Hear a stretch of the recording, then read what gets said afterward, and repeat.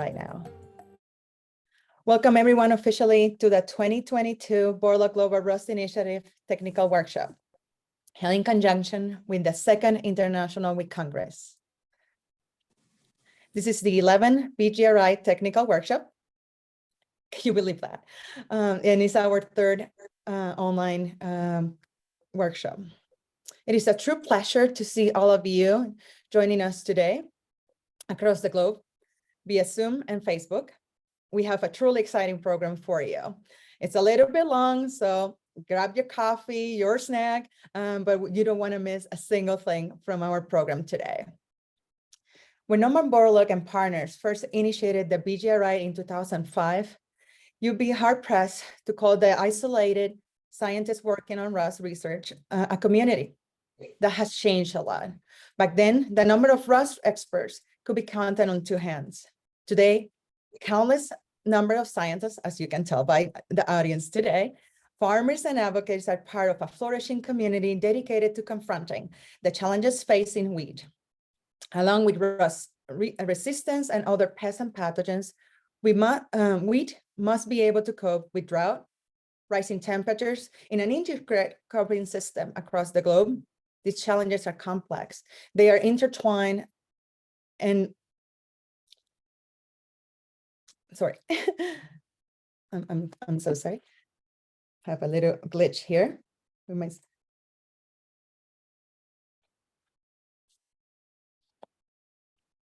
They're intertwined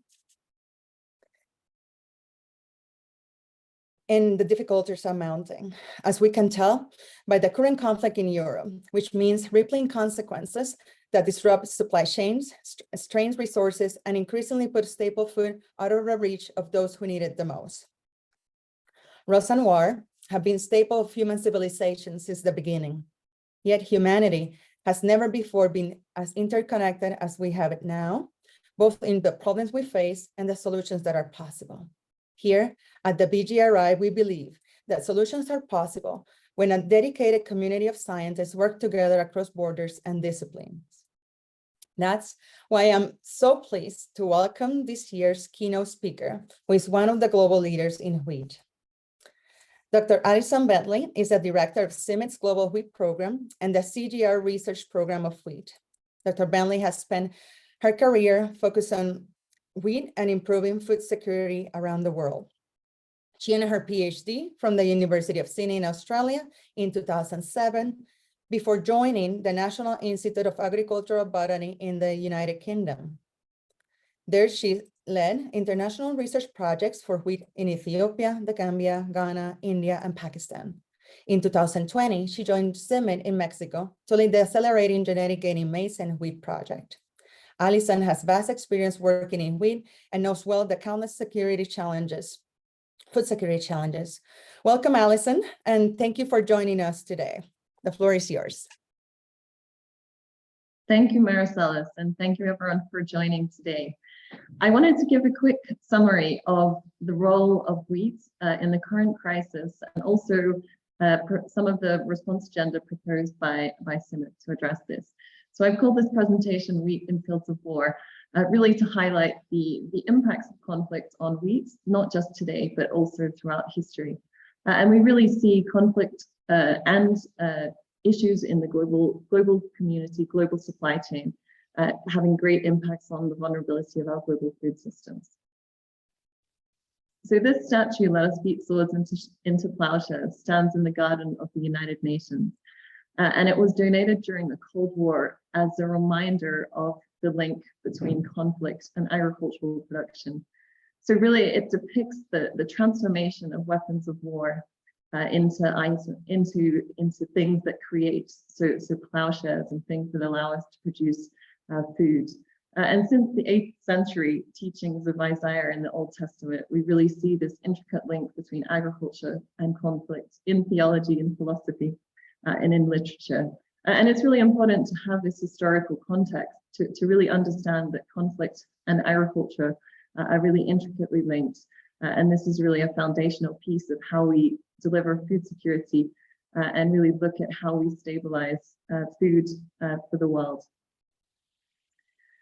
So again, if we look at the complexity and frequency of events that impact the global food system, we can look at the food price index and look at these trends in the recent past, and see that cereal prices, which are driven primarily by wheat, are really linked to the food price index. So how expensive it is for people to buy and access food. And so we can see that wheat is a really good predictor of the food price index. And we can see these spikes which occur over time in 2008, in 2011, and recently here in 2022. And we know from the past that price spikes in 2000 in particular, and also in 2011, caused really significant social unrest and food instability, particularly in the global south. So in 2008, we saw bread riots and really people experiencing violence as they tried to procure and purchase food to sustain their daily lives. And again, the same thing happens in 2011, where we see really inability to access staple foods having a really significant impact on local communities and livelihoods. And so we really ask this question in the current context of the Ukraine-Russia war and the impacts of that on wheat supply and availability. Really, we need to be able to understand what can be done to really mitigate and build greater resilience to avoid these price spikes and the knock-on effect for the availability and affordability of wheat as a staple food supply. So here at CIMMYT, we've been trying to really highlight these impacts, particularly on vulnerable communities in the global south, to really link the supply of wheat to food security and the alleviation of hunger. So we've both highlighted this as well as proposed a response agenda that sets out a number of strategies that we propose across a number of science areas, disciplines and areas of expertise to try and stabilize global wheat supplies for food security.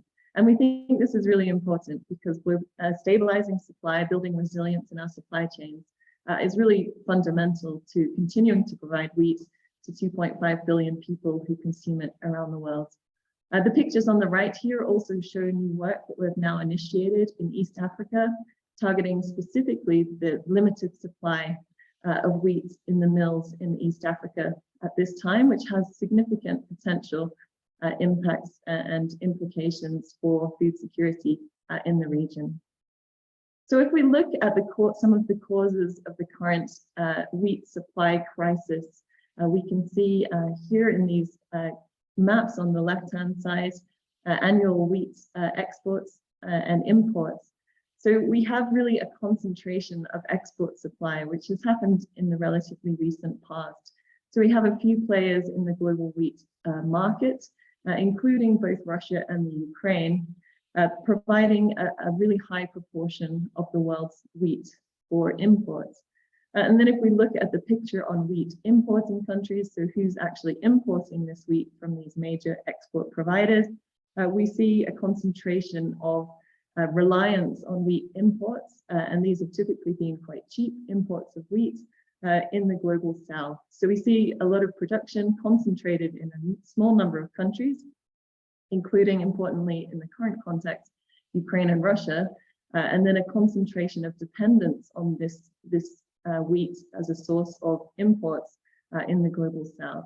And this concentration of supply is really one of the key things we think needs to be addressed by the global community, because we know that concentration of supply introduces the vulnerability and the impacts that we've seen in the current crisis. And this issue of concentration of supply is not just seen in the wheat value chain and the wheat supply chain. We also see this in many aspects of our lives. So I'm sure many of you, myself included, buy consumer goods, retail goods from a much smaller number of online companies than we perhaps previously did. And we see the same impacts of this concentration of supply in our daily lives when we walk down a high street or try to buy something, a physical thing, we're often no longer able to do that. So when the supply is concentrated, it works very well. We can access things with a click of a button, receive it the next day. But when it's out of stock, we suddenly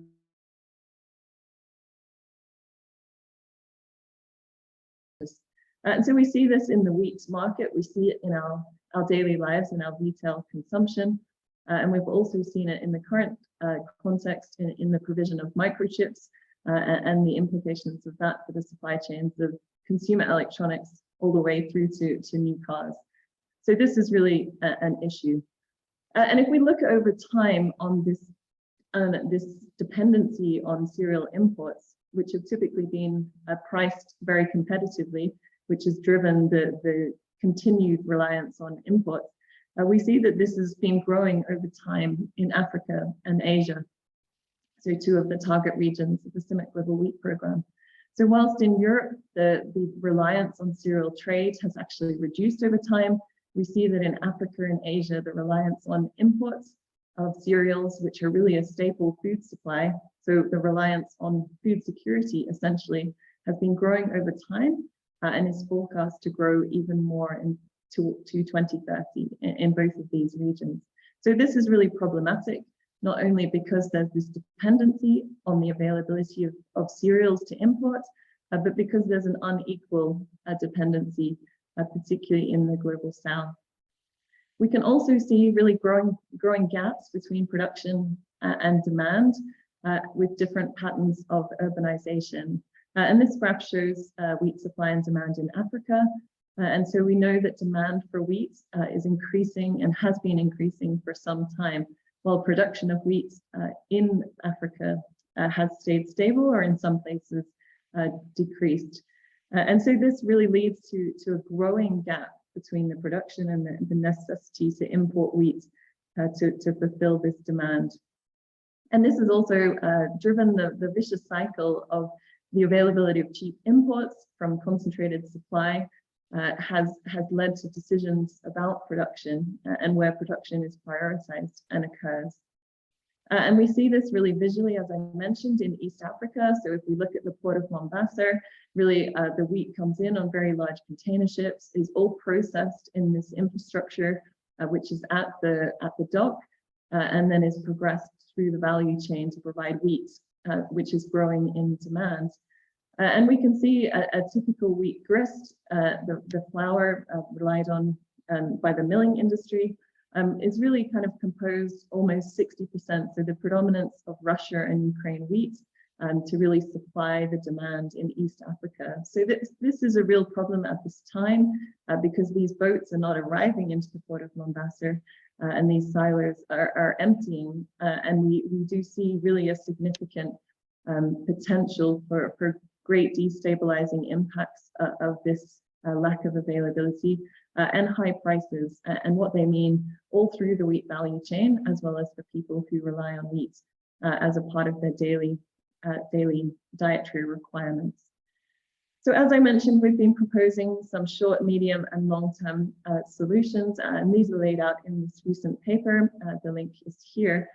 And this brings together many different experts from CIMIC and our partner organizations to look at really what we propose to be done, not just to mitigate the impacts of the current crisis, but also in the longer term to stabilize the supply of wheat and to make sure these inequitable impacts are reduced.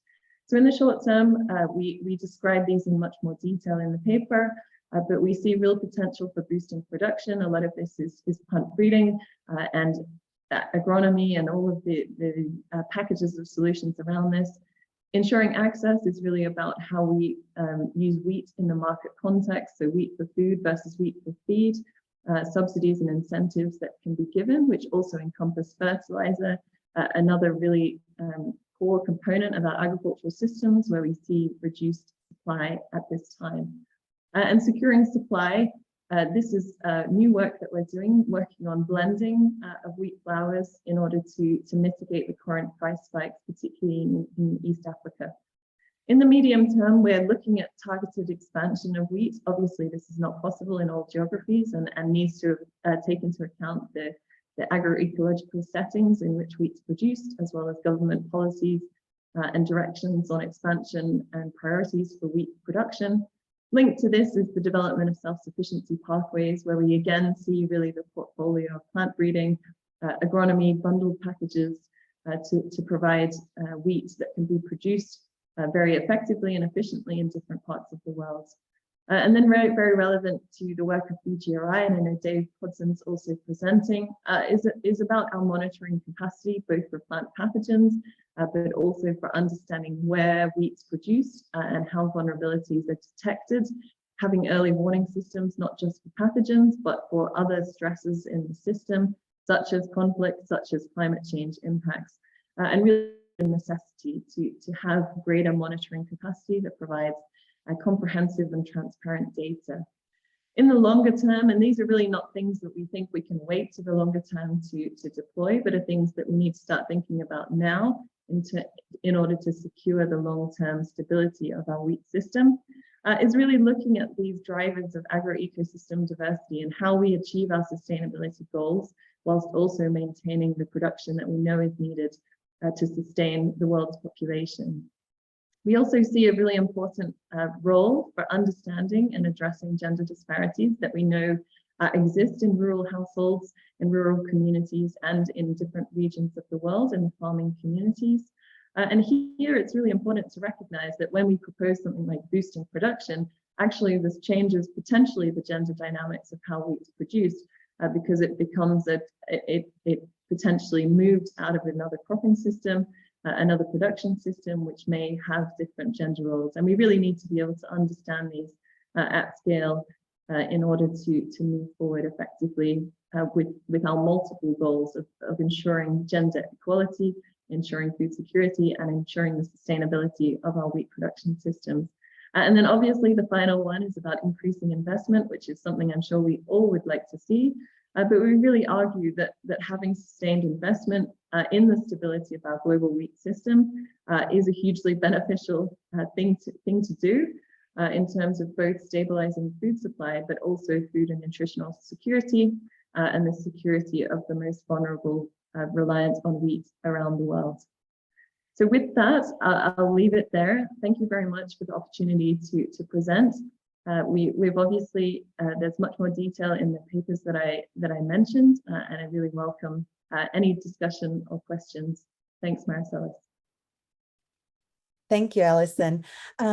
So those of you that just joined us, thank you for joining us today. You just heard from Alison Bentley. So we are ready to take some questions from the audience. Please write your questions in the Q&A using the Q&A feature or using the chat. While we get some questions started from the community, Alison, thank you so much first for the summary of where we are, because it's difficult sometimes to track what does it mean, like, for example, conflict or climate change. You know, we have been talking about at the BGRI a lot about, you know, the threat of diseases, but like you said, we need to be monitoring much more than just diseases. So how do you see our community supporting that effort, and what do we need to get in place to be able to do that effectively? Yeah, thanks for the question. And I think it's a great one, and one we've been discussing with Dave and others in the monitoring community. So I think you have the need for, again, sustained communities and sustained commitment to the monitoring of emerging pests and pathogens. And I think that's clear. Obviously, a lot of advances have been made with the use of genomics and all of these tools, many of which you'll probably hear about today. And really, I think we want to see that scaled up and deployed systematically. So not reliant on a project by project basis or a single country being able to deploy a surveillance system, but the ability to link those together and to have the data available in real time from multiple geographies, multiple different locations in a single place. Then I think the new opportunity exists also to deploy the genomics-based monitoring in the seed trade. So we see diseases like wheat blast, which have moved around the world, which has been hypothesized and I think shown through sequencing evidence to be the result of pathogens moving alongside the trade of seed. And we really see a big potential to deploy genomics-based solutions for tracking seed as it moves around the world and the pathogens that might be being moved with the grain trade.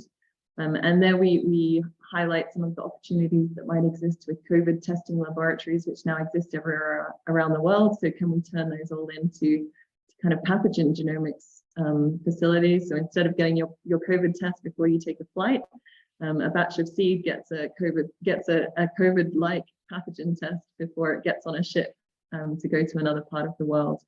And I think we really want to see that systematically implemented, because implementing it on a country-by-country basis has obviously been shown to be very effective. But if we can link that together across the global wheat system, I think we'll have a lot more power to make decisions and to have the information before we need it, before things really become threats to production.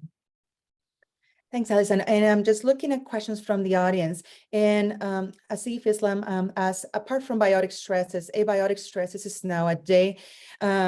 Days in a question, how to address it. So we're talking about abiotic stresses, I think it links to that monitoring system, but also about what CIMMYT and all the breeding programs are doing to address abiotic stresses, but also monitoring them and to be able to react to it. Yeah, it's another great question. And it's something that we have also been trying to highlight in this response agenda, that this, coming back to the concentration of supply of wheat to the global market, you can kind of see if 5 countries are supplying global wheat and there's a conflict between 2 of them, we see what we currently see in terms of supply and prices. But we also see that if one of those countries or multiple countries have significant heat, droughts, flooding event, and it means that wheat's not available on the global market, then that also has significant impacts on global wheat. And we saw that this season in South Asia with the heat wave really happening right at the end of the season, which reduced yields by 6 to 10% in different parts of South Asia. And that had really big implications because India had planned to contribute in terms of exports to the stability of global supply, but that obviously, that heat event meant that it was not possible to do so because of the yield impacts of that. And we see the same in North America, really extreme temperatures at the moment, and really these abiotic stress, the biotic stresses as well as the abiotic stresses really adding on to each other and creating this perfect storm. So obviously CIMMYT and many others are working to kind of build the resilience. And I think that's one of the themes of the IWC this year. And it's really important how we build that resilience piece and how we kind of reconcile it with boosting production. So boost production, ensure resilience, deliver on our sustainability targets, deliver on our equality targets. This is really complex to do. And I know Liana from the CIMMYT Wheat program is presenting later in the session about some of the work that's underway to try and better understand how we can respond to some of these heat and drought stress events and build this resilience alongside boosting production and doing all of the other things we need to do. Yeah, Alison, when reading your paper, one of the areas that I was really intrigued about was your suggestion in starting to think about the blending. And to me, that struck me as a really good, like right away thing that we can do. Yes, of course, we want to continue to increase production and secure the wheat supply. But tell us a little bit more, where are you at in this idea and how do you see this working? Yeah, it's a great opportunity, I think, particularly in import-dependent countries. And so we've started this work now in East Africa. And as you say, it was something we could start almost immediately.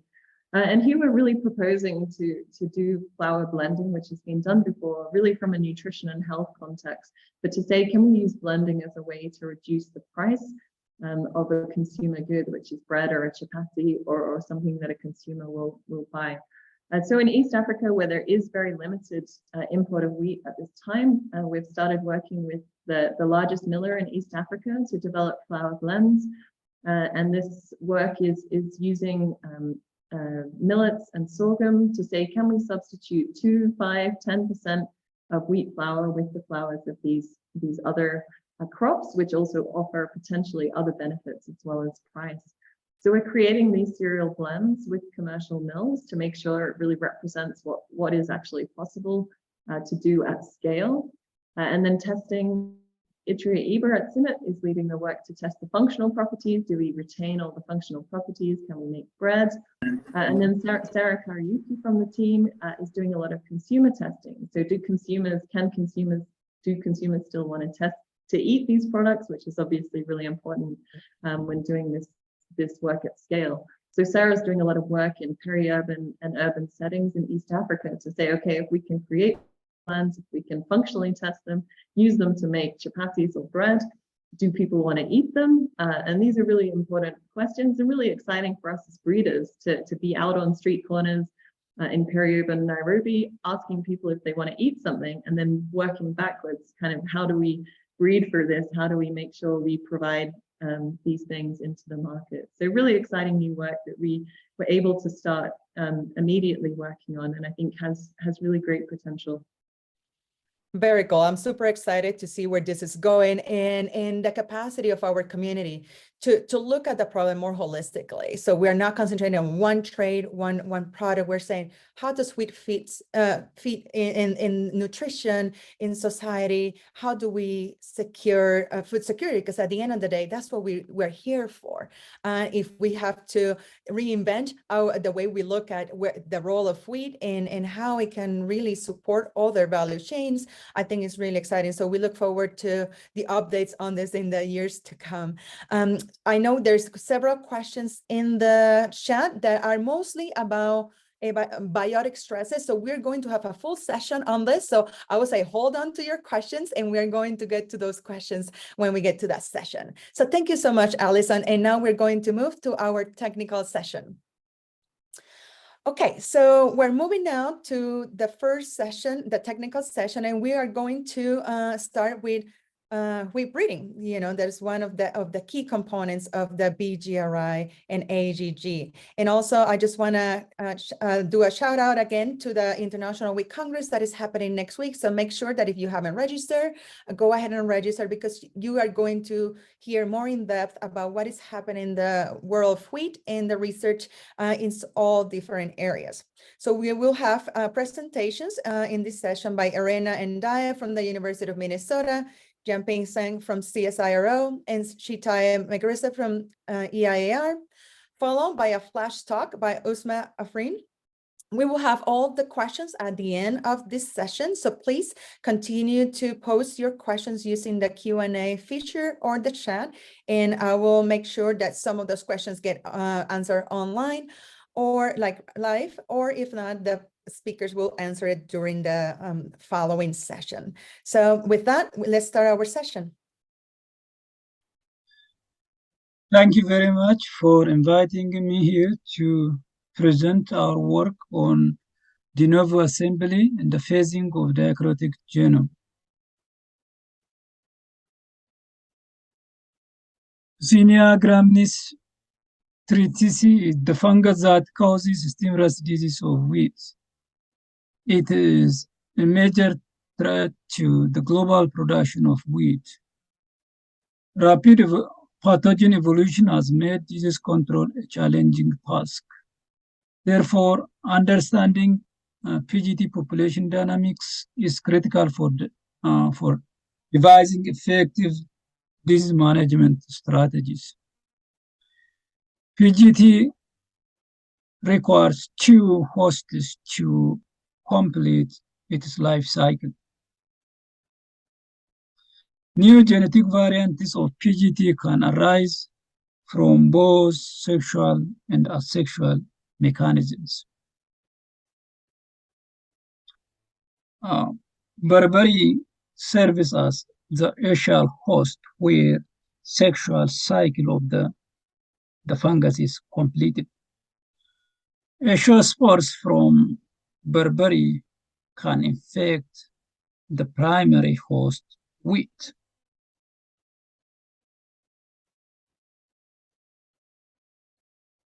PGT produces 5 spores in different life states.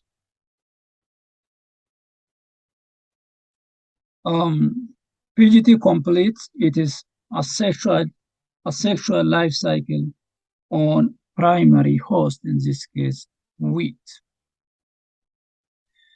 Uridinospores is produced on wheat and can reinfect, and it has ability to spread from plant to plant. Basidospores is a haploid which can infect barberry. During phasinospores, fertilization occurs when a spore meets a receptive hyphae. Spores such as uridinospores, telospores, and echiospores are dichroic because they have 2 nuclei per cell. PGT isolate 18 SCPA 92-1 was recovered from stimulus samples collected in 2018 from a wheat or field adjacent to barberry plants in Spain. This isolate was typed as RES TKHBK with the wheat stimulus differential set. It produced high infection types on several genes such as SR5, SR6, and SR9 alleles and other genes. It also exhibited virulence on lines carrying SR53, SR53, and SR59. From this unique virulence and evirulence, it is hypothesized that this isolate 18 SCPA 92-1 is a sexually derived race. The objectives of this study were: 1, to create a genome assembly of 18 SCPA 92-1. 2, to compare assemblies, gene and the protein predictions with genomic resources of asexual PGT population. And also to determine genetic relationship between 18 SCPA 92-1 and other PGT isolates. DNA extraction was done from 1.5 gram of spores. After quantity and the quality of DNA were checked, sequencing was done at University of Minnesota Genomics Center. Whole genome sequencing was conducted using PacBio high-fidelity sequencing technology. Genome assembly of isolate 18 SCPA 92-1 was built from PacBio high-fi reads using FIFISAM de novo assembler. Reads with lengths less than 15 kb and the quality value less than 20 were filtered out. And approximately 50x coverage was used for the genome assembly.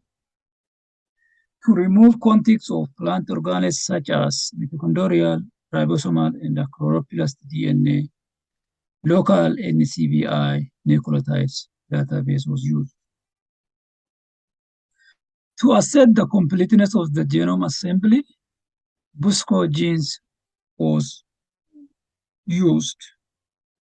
Repeat contents and the presence of telomere were checked. Both primary and alternative assemblies of the 18 SPA 92-1 were annotated using the fan-annotate pipeline, which included 4 prediction software programs. Interproscan 5 was used for protein function prediction. Phylogenetic analysis was conducted using both Almuna DNA sequences and RNA-seq data downloaded for global PGT isolate from public databases. trimmed reads were aligned against indexed 18 SCPA 92-1 assembly using ISA2 software. Phylogenetic tree was constructed in Tussle software. Assembly basis statics is shown for 2 assemblies in this table. The primary assembly consists 95 contigs, whereas the alternative assembly has 93 contigs. N50 of primary assembly was 4.6 megabase pair, whereas alternative assembly N50 was 1.6 megabase pair. The haploid total length for primary assembly was 98.7, whereas 76.5 for alternative assembly. Both primary and the secondary assemblies of 18 SCPA 92-1 comprised over 94% of conserved fungal useful genes. This shows that the assemblies are complete. All 18 chromosomes were recovered for this assembly. 15 of 18 chromosomes were represented by a single contig. Chromosome 7, chromosome 9, and the chromosome 17 were represented by 2 contigs, or more contigs, I mean. Chromosomes vary in length. Except chromosome 3 and 8, all chromosomes contain telomers based on the primary haplotype assembly. Structural evaluation of 18 SCPA 92-1 was determined using haplotics in the PG21-0 assembly. In terms of number, insertion and the deletions are large in numbers than others. But in terms of size, repeat contraction is larger than the others. Overall, the size of structure variation was about 9% of the primary assembly size. PGT21-0 assembly is the high quality published assembly available so far.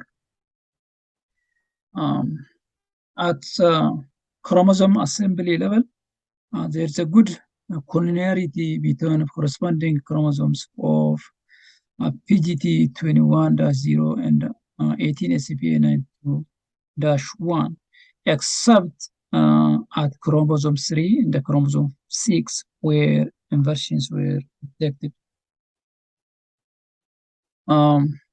Repeat sequence content was also determined for this isolate.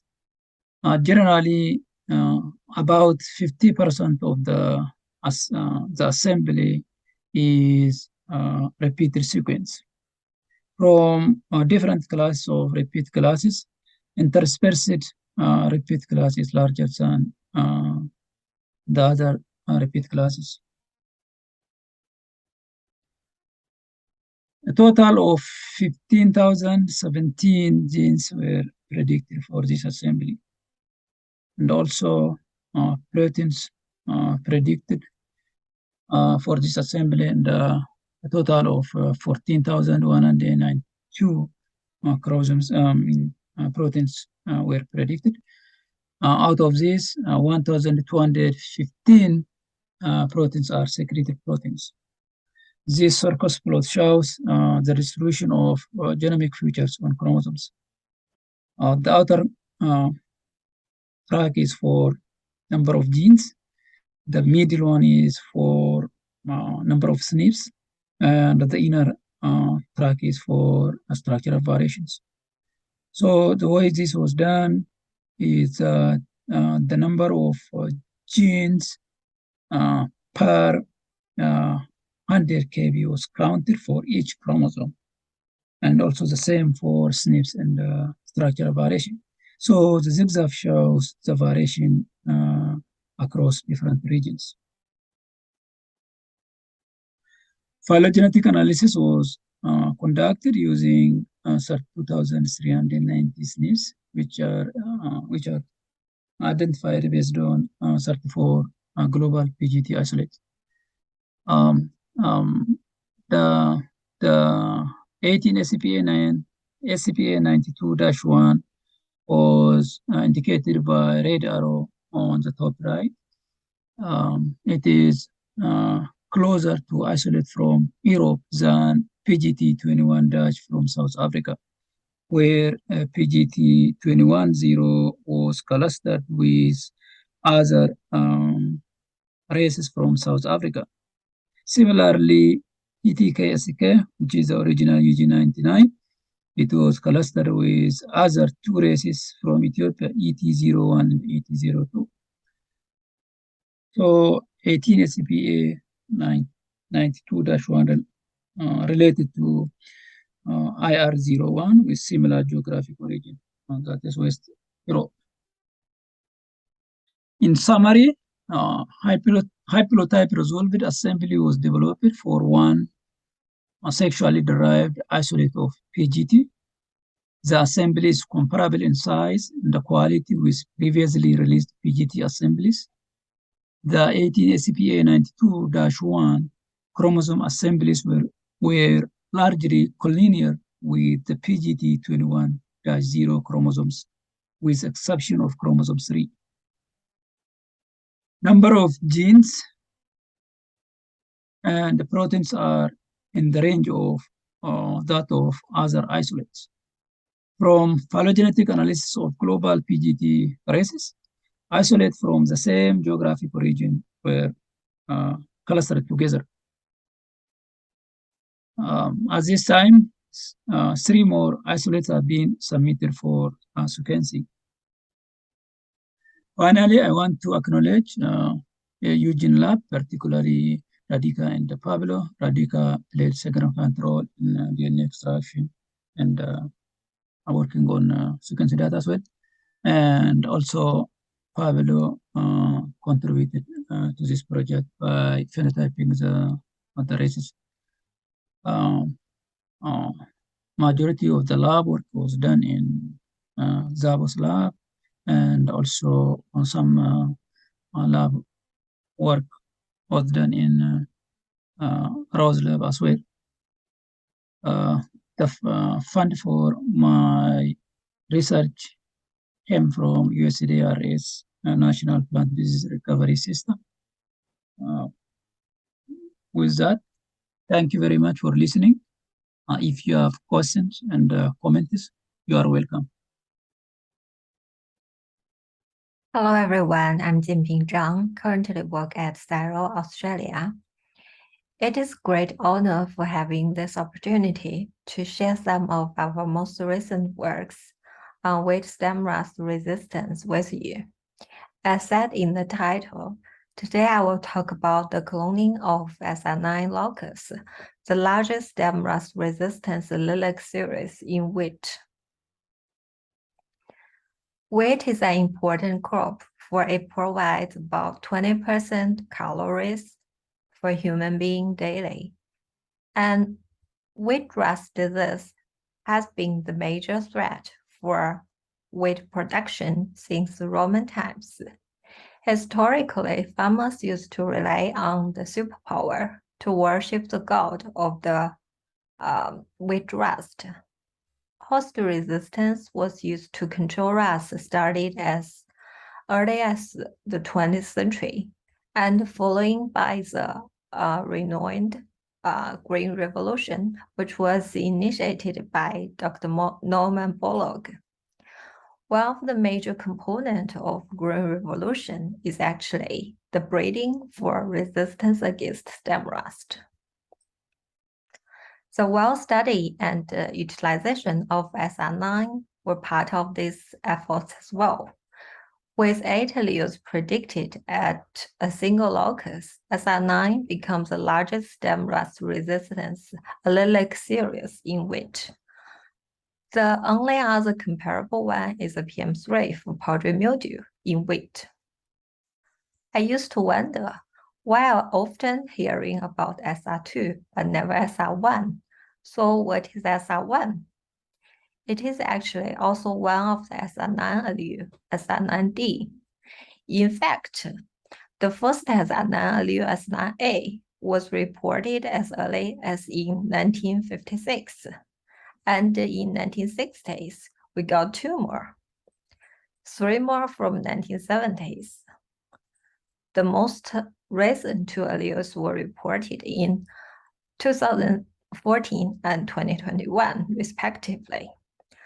I'd really like to give a shout out for all these early wheat scientists. Definitely a real tour de force, spans over 60 years. Based on these excellent previous works, and taking the advantage of all the recent developed bioinformatic approaches and the whole genome sequencing progress in wheat and its relative species, we successfully performed the isolation of all the previous reported SR9 alleles. It is a synergistic strategy combining genetic mapping, allele mining, target sequencing enrichment, and exome capture. Here, I would like to use SR9B as an example to briefly describe how we capturing the target gene candidate. For SR9B, we screened 7 loss-of-resistant mutant lines, and by comparing all the NLR type genes with the wild type, we identified a candidate gene with all the loss-of-resistant mutant lines that containing either missense or nonsense mutations that resulted in the losses of gene function. As this is a strong indication of this gene is responsible for the given resistance. So by using similar approach, we cloned all the other alleles. So what do we learn from our cloning work on SR9 locus? Firstly, we found these SR9 alleles are orthologs of the SR21. As we can see from the phylogenetic tree, the SR21 is the closest SR gene to SR9. Secondly, there were 2 SR9E haplotypes. SR9E1 is from Weinstein, and the H2 is from Volna-Emma. These 2 haplotypes differed at 8 amino acids. Last, we found the SR9F allele, which was reported from Chinese Spring, is actually not a SR9 allele. And this was supported by the Chinese Spring sequencing data, as well as the resequencing of our own and original Chinese Spring genetic stock. This figure shows all the identified and confirmed SR9 alleles from our study. The lower bar is the indication of the percentage of sequence conservation.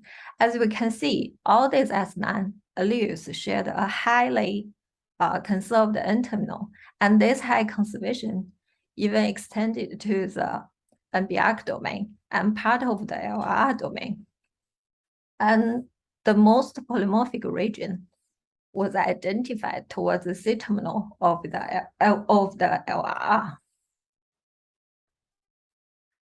To further validate the gene identity, we also performed the transgenic complementation experiment. As we can see from the tree, the SR9 alleles are clustered into 2 subgroups. So we took 1 allele from each subgroup as representative. As expected, the T1 transgenic plant displayed similar level of resistance in comparing with their wild type. So for SR9H, the wild type we're using is Gable 56. And in the case of 9EH2, we actually used the field plus 9EH2 instead of the original source of 9EH2, the Chronos, because Chronos have another SR gene, SR13.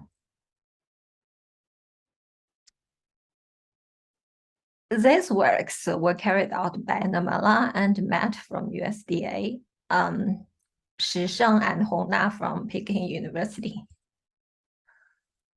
Here comes the most interesting discovery from our study. Taking the advantage of the recent available AI-based protein prediction tool AlphaFold, we are able to obtain the high confidence full-length protein structure prediction for all the SR9 and the SR21 proteins. Surprisingly, we found all the SR9 allele together with SR21, all having the unusual long LRR domain that contains 42 LRR unit. Here from 1 go around up to 42.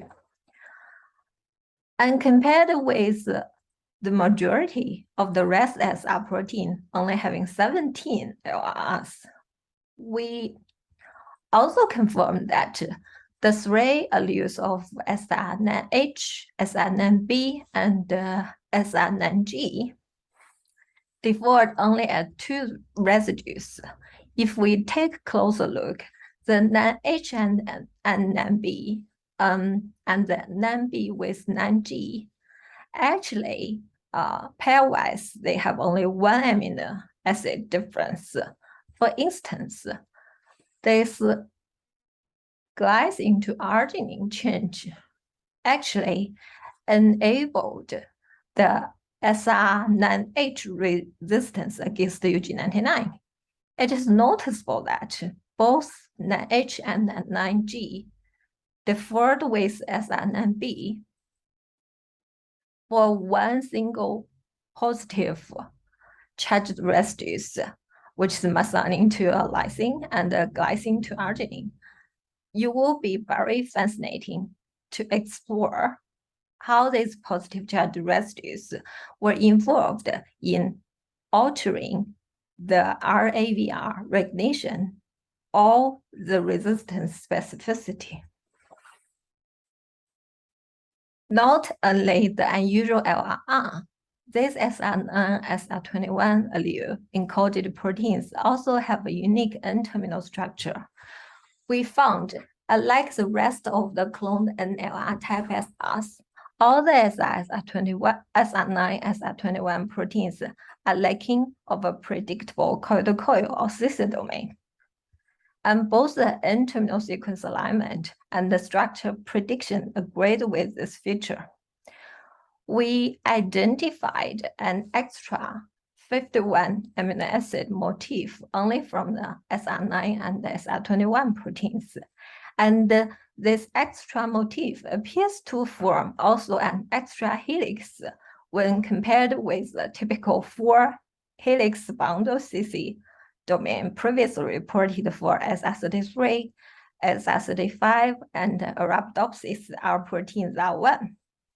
So to test whether this unique N-terminal structure would carry out the similar function as the cis domain for SR33 and SR50, we expressed the equivalent fragment of SR50 from SR21 and SR9H. And the result confirmed, although having these differences, the equivalent SR21 and SR9H fragment both can trigger cell death in benzimiana, and same as SR33 and SR50. So before I list the take-home message for my talk today, this background with all the countries labeled for all the contributing institutions is to show that this project is not only a perfect example as a relay of scientific legacy of the wheat researchers, but also global synergistic collaborations and efforts. To summarize, we isolate most of the SR9 alleles with multiple strategies. We confirmed 5 of them by either loss of function mutants or transgenic complementation. And we found SR9 alleles are orthologs of SR21. We identified the SR9H, 9B, and the SR9G, 9B proteins are distinguished by only one amino acid. And although all the alleles of SR9 encoded highly related NR type proteins, however, they confer a unique resistance spectrum. And last, comparing with other cloned SR proteins, the SR9 and SR21 proteins may contain the different N-terminal structure and an unusual long LR region. I'd like to acknowledge all the colleagues who have contributed to this study, especially Colin from Agriculture Canada, Bob and Peng from the University of Sydney, Plant Breeding Institute, Cobbetty, George from UC Davis, and Matt from USDA and the University of Minnesota, as well as Evans from Cyril, for their initiating and conceiving this project. All the funding bodies supporting this research are well acknowledged as well. So given the time limit, if you would like to have more information about study, you are more than welcome to join me online. And thank you so much for your time.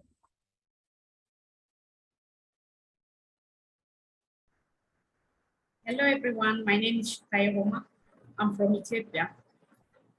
I really feel honored to present our work on the BGRI, and I would like to thank the organizers for giving me this opportunity.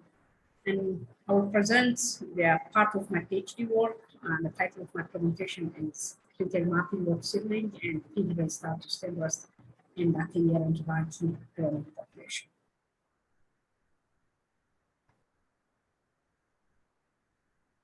As we all know, durum wheat is a tetraploid wheat species used for the processing of pasta and other food recipes that are consumed in different parts of the world. These end-use products demand both granular and quality, and these traits and other agronomically important traits were affected by several factors. And among those, stem rust of wheat caused by the fungus Vaccinia graminis, forming a special threat here. The most devastating disease, of course, common and durum. This pathogen causes a completely loss and severe epidemics when the subtle varieties are grown. It causes assimilation from the plant system and cause harvesting of sugar seeds that downgrade the kernel and reduce product quality. The commonly used stem rust control methods are genetic restarts and application of fungicide. And the presence of genetic variability, genetic resistance is the most preferred because of environmental safety and cost efficiency. However, in case of no genetic variability available, fungicide application can be the only alternative to control this disease. Ranky is a landrace among the collection of Pavlov that was conserved in the US plant germplasm system. And this the resistance in so the older PGTOS around the world in this variety was reported by Bachori in 1991. So characterization and identification of loci and molecular markers linked to resistance in this population is of paramount for efficient transfer of resistance in the breeding germplasm pool, and also may introduce new sources of resistance to the germplasm pool. Therefore, the objective of this study was to evaluate a real population from Dactylia rankibanki, cross developed by the semi-bromid breeding program for seedling response to RES, JAR, CTUC, and TTRTF, For field response to the bulk of race currently prevalent in Ethiopia and Kenya, and do linkage analysis and map those associated with seedling resistance and field resistance to multiple PGT race. So seedling evaluation was done in Debre Zeit in the greenhouse. And we used 224 F9 recombinant and breed line population. These were planted in pots filled with media, and we planted 3 seeds per pot in 2 replications. Then 7 days old seedlings were inoculated with sport suspensions based on the protocol developed by Rouse et al. And this table indicates the race and the isolates. And the isolates for JAX, QC were from Plumsa, Ambo, and Barda. And those from TTRTF was from Georgia, Plumsa, and Debre Zeit. And we scored the seedlings 14 days post-inoculation using the 0 to 4 score scale of stack movement, and we linearized these to a 0 to 4 scale to make it suitable for analysis. Field phenotyping was done in Kenya and in Ethiopia from 2019 to 2020. And we used the same breed population in randomized incomplete flow design in 2 replications, and we repeated 3 checks after every 100 plots. Then we named them nursery based on the country name, the season, and the year. For example, ETOS 19 stands for Ethiopia of season 19. KNMS 20 stands for Kenya, main season 20. So we did inoculation using syringe at the stage of stem elongation on the spreader rows, and we first prepared the spore suspension. And then we did scoring using the modified Cops scale, and genotyping was done in North Carolina using the GBS protocol developed by Poland. This picture indicates the one on the left indicates the inoculation of spreader rows of spore suspensions at the stage of stem elongation, and the right one indicates the severity and response, the manual developed by CMIT, and severity by estimating the percentage of stem area covered with postule, and response as R, that stands for resistant, MR for moderate resistant, MS for moderately susceptible, and S for susceptible. And those numbers below this response class were the numbers used, scales used to multiply with the severity to calculate the coefficient of infections that we use for the statistical analysis. And we used the last scoring for data analysis, and we did scoring 2 to 3 times. Phenotypic data analysis was done using the R statistical software by fitting linear mixed model. And if you see this table, the first column indicates the trial, the seedling test for the 2 races, and the field test for Kenya and Ethiopia. And the second column indicates the response. For seedling test, we use the linearized scale. For field tests, we use the coefficient of infection that was calculated from the last scoring.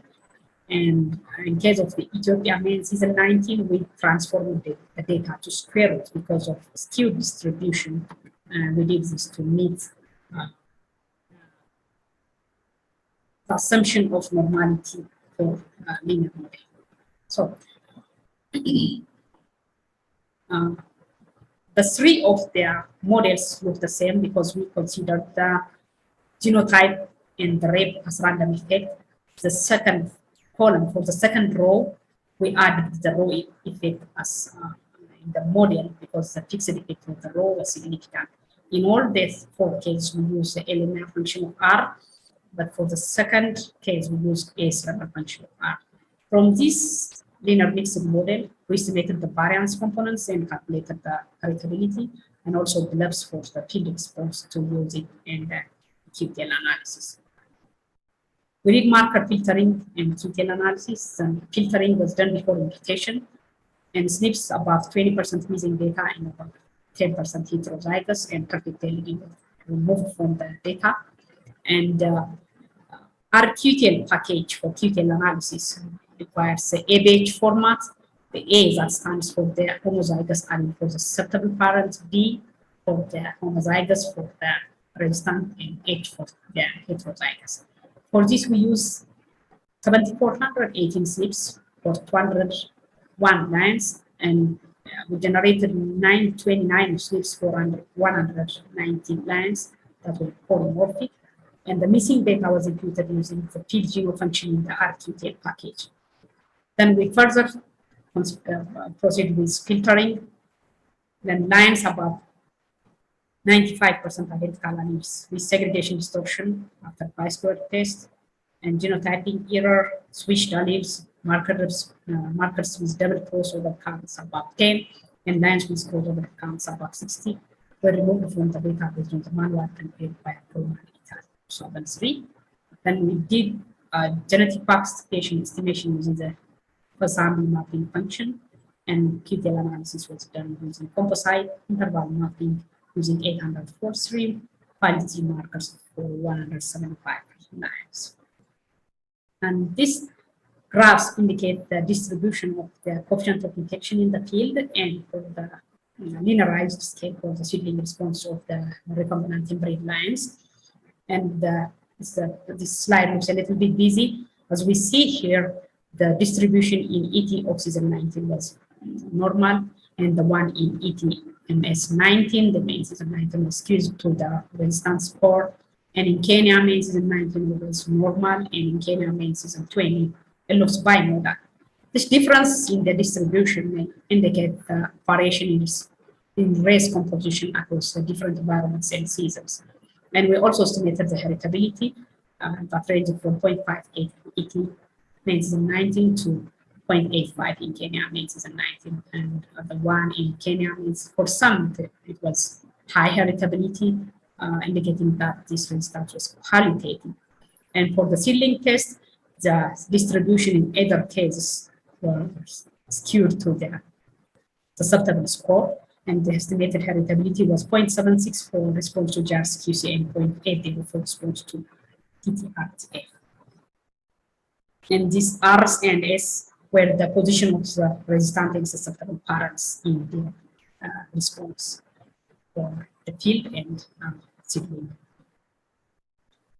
We also estimated the percentage of resistant, susceptible, and transgressive segments of the rails across the 4 testing environments and the 2 races. As we see here, in Ethiopia, off-season 19 had higher percentage of susceptible land than Kenya in 2020 and 2019 and 2020. This indicates that the race in Ethiopia composed of more violent races through the Durham. This because of the GRC-QC race. The GRC-QC race was more predominant in Ethiopia than in Kenya. And we found about 16% transgressive segments in this population in Kenya main season 19, and it's good source of resistance. We can see, we have to see if this resistance was an old stage or an advanced stage.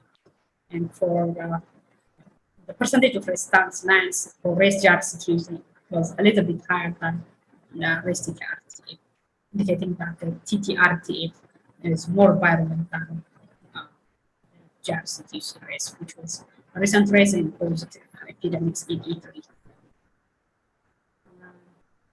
This graph is the heat map of recombination fraction in load score after filtering based on different filtering criteria, which is clear. We don't have any yellow strip on the blue background. Yeah, we removed about 5 misaligned markers and 20 lines with 95% identical alleles and 47 markers, genotypes with significant distortion, and 3 lines with crossover counts above 60 and 21 lines with double crossover counts to obtain the data, and we came up with this recombination fraction in load score heat map, and we are good to go for the genetic map. So this graph indicates the distribution of the 843 quality markers and the grouped into 13 linkage groups. And accordingly, the 843 markers covered 1,458. 10 more grams of genome with an average interval of, excuse me, 1.73 centimeter. So the largest marker coverage was on chromosome 3B, followed by 7B, and also reasonable amount of markers were on 5B, 1B, 2A, and 3A. The others had low marker density, and we removed all the markers on 7A because of the low quality. And the genetic map indicated here was developed. Then using the composite interval mapping, we identified 3 QTL at a low threshold of 2.5. And the QTL was chromosome 3B was identified in 2 of the environments. In Ethiopia, means the 19, Kenya means the 19. And also for the 2 races at the seedling stage. This indicates that this was representing an all-state resistance gene and contributed the highest to the phenotypic variance as we see on this aspect. So then the percentage of phenotypic variance contributed by the QTL was highest for the QTL on chromosome 7 next to that of the 3B. So this graph indicates the load score curve of the selected chromosomes, and the one on 3B looks high if we classify QTL, and the one on 4B is on the threshold. It's a small effect QTL, and the 7B is also small effect. And as we see here, the 5A, there was a suboptimal QTL for the field response. And for the seedling response, we see here the 3B QTL little bit larger effect for response to GRCQC than the TTRTF. And this graph indicates the QTL effect on disease reduction, and it looks higher for the GRCQC than the TTRTF, but the reduction in disease responses was not much high. This was the QTL effect on disease reduction, which was larger for race in Kenya than race in Ethiopia. As you see here, in Kenya, the disease response was reduced from about 12 to -4, and from 12 to about -10. And in Ethiopia, it was from about 5 to 0, 5 to 0. So the QTL on 3B matched the QTL reported by Badge, and the QTL on 4B was close to a QTL reported by the same author, identified for race in Minnesota, and the 7B is close to the SR17 reported by Latin. In conclusion, in the current population, the number of resistance lines to race GRCQC are more than that of PTRTF as a seedling stage. In the field, the proportion of susceptible lines are more to race in Kenya than race in Ethiopia. The proportion of susceptible lines are more to race in Ethiopia than race in Kenya. 7 lines that were consistently resistant in all testing environments carry 2 to 3 of the resistant alleles at the identifying loci, and this can be used as paradigms in crossing and are needed to be evaluated for further development. The 3 QTLs are previously reported and contributed by the resistant plant Reiki. The QTL effect on the response was generally small when we see it here, so we may need to do a single place test to see the actual effect on the response. The limitation of this study with the power to identify the shunt QTL in this real population will be limited by abnormal segregation, resulting in the removal of many low-quality markers, and genome structural rearrangements of land progression can cause abnormal segregation, and cytological investigation will be required to resolve this question because this land race was an old collection and it may undergo some chromosomal rearrangements. And in conclusion,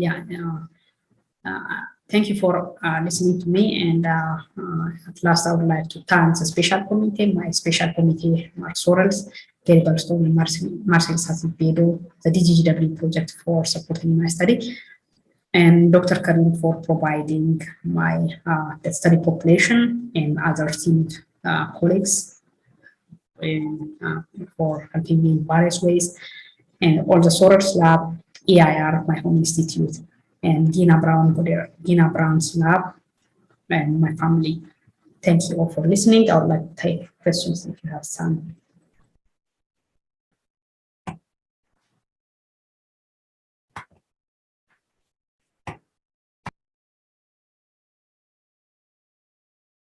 Hello everyone, this is Isma Afrin from Birla Institute of Technology, Mishra, India. Today I am going to talk about a prospective approach to combat wheat leaf rust disease with the help of microRNA. Sample provided by ICAR, IARI and funded by UGC Government of India. My aim is to develop a novel strategy to protect wheat seedlings against leaf rust infection. My objectives are listed here. Putting some back information, leaf rust is caused by fungus Puccinia triticina. It reduces wheat productivity severely. As said by Norman Borlaug, you can't build peace on empty stomachs. The concern intensifies after seeing the hike in hunger ratio, mostly in developing countries like India. This is a rust tracker map of year 2020. The red circle is showing the high severity of rust disease in India and its neighboring countries. So, how to combat this? Here is a catch: regulatory microRNA.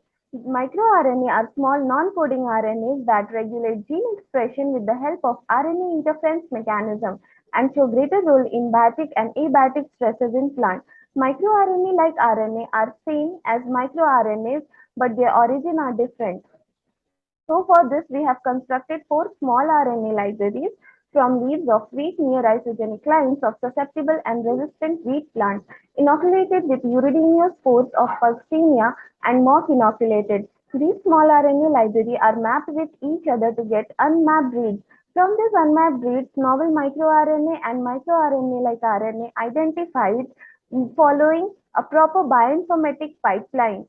Their target genes are predicted, validated, annotated, and their differential expression analysis was performed with the help of quantitative real-time PCR. In table 1 out of 100% of susceptible small RNA reads, 14.29% of reads were unmapped. In table 2 out of 100% of reads, 39.29% of reads were unmapped. Figure 1 is a Venn diagram showing total predicted novel microRNAs among the 4 libraries. Table 3 is the selected novel microRNAs out of the total predicted microRNA. They are divided into 3 categories, that is resistant novel microRNA, susceptible novel microRNA and susceptible resistant common novel microRNA. In table 4, the predicted wheat target genes of exclusive resistant novel microRNAs are listed with their descriptive function. In table 5, the predicted wheat and Puccinia targets of resistant susceptible common novel microRNAs are there with their descriptive functions. The highlighted row in both the columns are explained further. These are the target gene ontology analysis graph plots showing that wheat plants do respond towards stress. These are the target T plot generated by hitting degradome library. The red arrow indicates the cleavage site on target gene. The long sequence containing the red and blue sequence is the precursor microRNA sequence, which gets folded into a stable secondary hairpin structure. The red and the blue sequence are excised out with the help of protein machinery.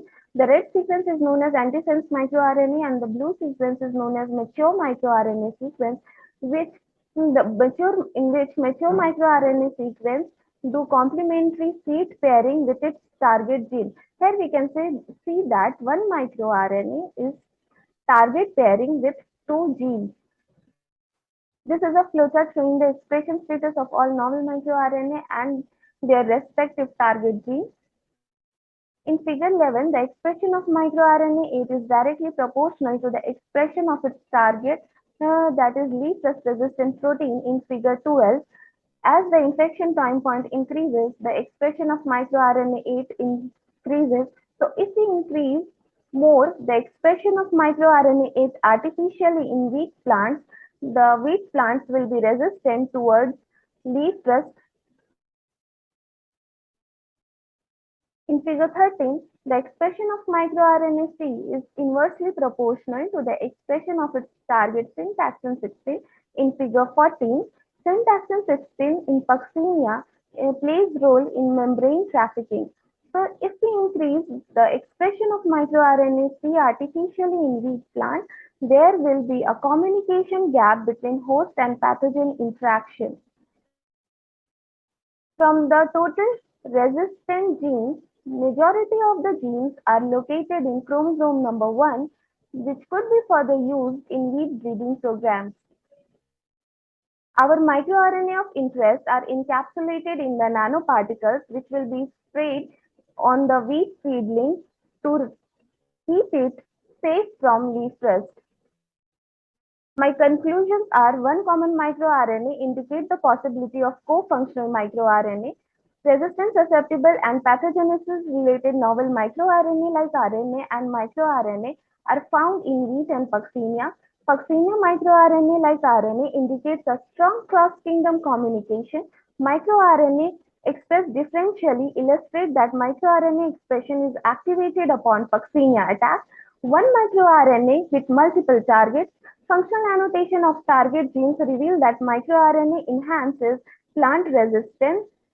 Most of the selected disease-resistant genes are located on wheat chromosome number 1, which could be further used for the management of leaf rust disease. Thank you.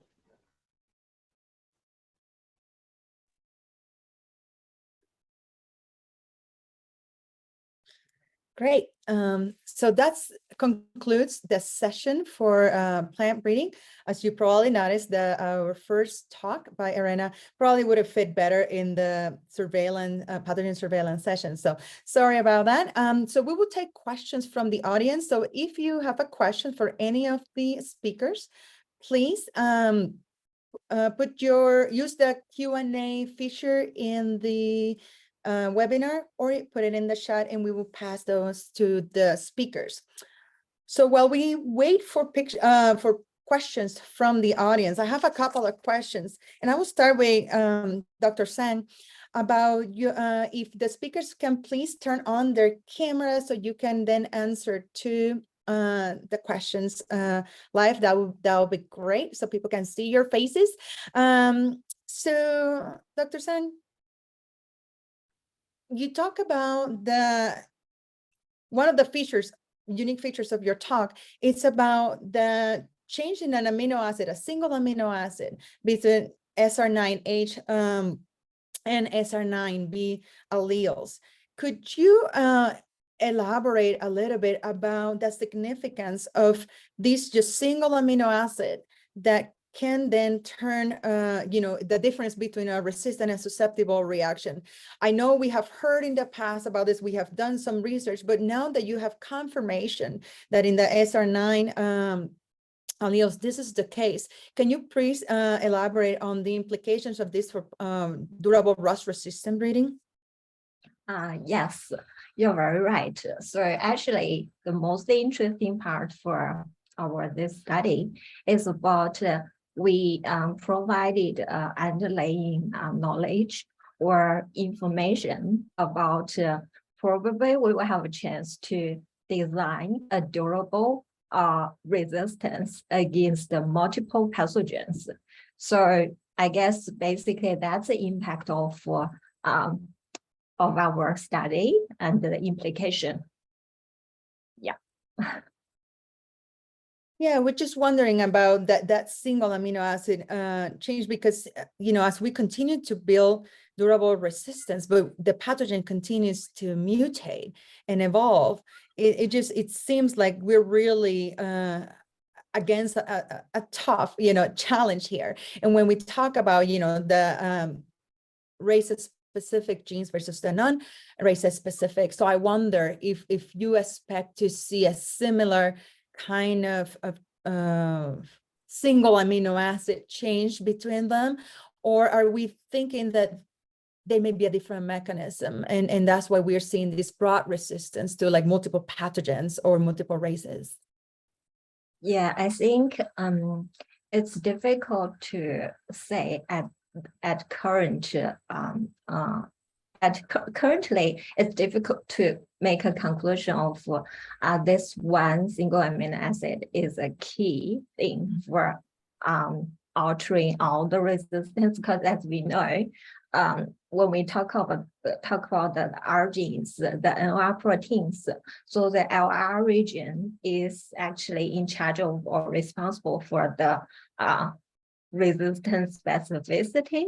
So we assume any changes for the LR region might give us a kind of mechanism hint of which part is important and which part is important against which pathotype.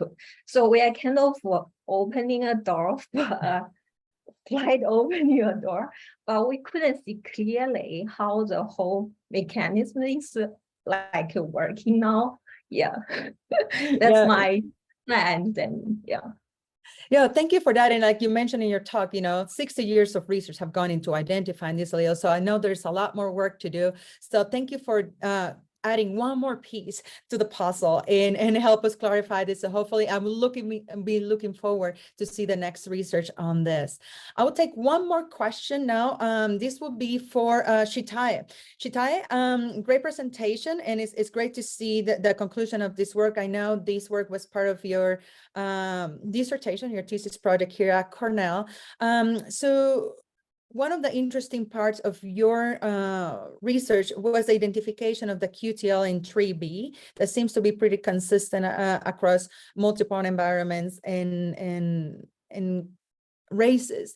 So what's your plan for utilizing this QTL? What work needs to be done next so you can utilize this QTL in Ethiopian and other varieties? I know you're back in Ethiopia, so tell us a little bit more. What's your plan? Thank you, Marcellus, for the question. I have to discuss with the CMIT Duromit program to proceed with the next study about that. And also this is a cytological study, because the only access I have right now in Ethiopia is just to identify some source of resistance to use them in a crossing program in our Duromit program. So we need to discuss with the Duromit program, breeding program at CMIT to proceed with the next study, if we can proceed with the fine mapping and marker development for that region. Great. So we are running out of time in this session, so stay on track with our busy schedule today. So please, if you have additional questions for the speakers, continue to write them on the Q&A feature, and the speakers will be looking for your questions and they will be answering them directly to you, so then the audience can benefit from those answers. And do not shy away, continue to ask your questions, and during the sessions to come, the speakers will continue to work on answering some of those questions. Thank you so much to all our speakers in this session, and now we're going to move on into the program. Thank you. Okay, so coming next, it is my great honor to announce the 2022 Gene Stewardship Awardees team. The BGRI Gene Stewardship Award is the premier recognition for researchers serving at national breeding programs and other nationally based institutions for the contribution to wheat rust-resistant research. It recognizes excellence in the development, multiplication, and or release of rust-resistant wheat varieties through appropriate means that encourage diversity and complexity of resistance, promotion of the durability of the materials, and the implementation of the BGRI goals of responsible gene deployment and stewardship. This year, the award goes to a team from Mexico National Institute of Forestry, Agriculture, and Livestock Research, INIFAB, el Instituto Nacional de Investigaciones Forestales, Agrícolas y Pecuarias. The BGRI awards this recognition to the INIFAB program for their long-term contribution to Mexican wheat cultivation and their effort to expand impacts worldwide by emphasizing durable rust resistance. The INIFAB team focused on research and breeding for adult plant resistance to leaf and stem, and has released many resistant varieties of wheat, which led to the stabilization of rust resistance in wheat. Today, we especially recognize the work of Dr. Julio Huerta and Héctor Eduardo Villaseñor Mir, René Hortelano Santa Rosa, María Florencia Rodríguez García, Eliel Martínez Cruz, Ernesto Solís Moya, Jorge Iván Alvarado Padilla. Let's hear from the team.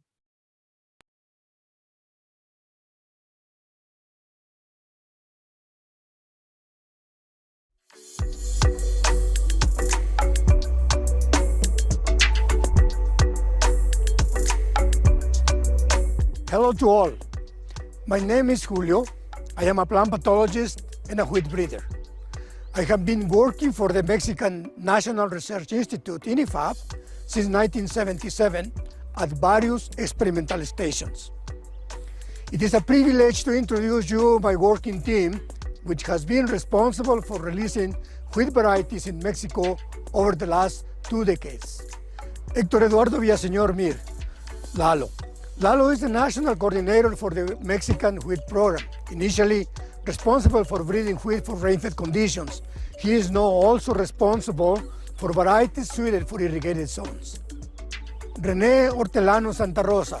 Working closely with Lalo, René is the wheat breeder whose role includes the preparation and analysis of the national yield trials planted at different locations under both rain-fed and irrigated conditions. Flor Rodriguez Garcia. Flor is the plant pathologist who oversees the rostrap nurseries and has plenty of experience working with foliar wheat diseases. Eliel Martinez Cruz. Don Eliel was trained as a wheat breeder, but currently he is our wheat quality specialist. No wheat variety can be released without his approval. Lalo, René, Flor, Eliel, and I are all based at the Cebamex Mexico State Experimental Station. Ernesto Solis Moya. Located in Guanajuato State, Solis is the wheat breeder who has the responsibility for identifying some wheat with high protein. That's it, soft enough to use in blending with high W value wheats rather than the typical soft wheat used in cookie production. Ivan Alvarado Padilla. Ivan is the wheat breeder responsible for releasing wheat varieties for northwestern Mexico, mainly for irrigated conditions. Ivan is in Mexicali, Baja California, which is a very high yield potential irrigated zone free of cardinal bunt. He is our key breeder responsible for multiplying seed. In Mexico, since the 1940s, the emphasis has been placed on genes that confer partial resistance in the adult plant stage against a broad spectrum of rust races. One example of gene stewardship is the SR2 stem rust resistant complex that is maintained in the current Mexican wheat, which provides resistance against stem rust disease. Another example is the identification and maintenance of the pleiotropic slow rust resistant genes LR34, LR46, LR67, and LR68, alone or in different combinations, present in varieties released between 1948 and the present. These slow roasting genes associated with the leaf tip necrosis are the backbone of the resistance in the current Mexican germplasm. Other slow roasting genes not yet cataloged exist and interact with the known ones and the race-specific resistant genes, now present in the Mexican varieties, keep the disease levels to a minimum. No stem rust disease has been found in farmers' wheat fields in Mexico since 1960. What inspires me and my team to keep going? Seeing the released varieties in farmers' field. The evolution of new rust races remind us that rust never sleeps. So it is a continuous challenge to find and incorporate new sources of resistance in the new varieties. Thank you very much y muchas gracias.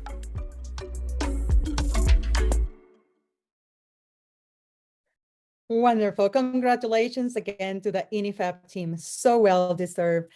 I want to take a moment, Julio, to thank you personally for your commitment to wheat rust research, your compelling teaching methods in the field and in the classroom, your friendship, for being a great mentor, like to me, my students, my graduate students. You were a huge influence of the work that we have done in my lab, and I will be forever thankful to you. And so many others you have trained, national and international researchers here in this audience. So I'm very pleased to see these recognitions going to the INIFAP team. Thank you so much. Un abrazo virtual a todos, especialmente a ti, Julio.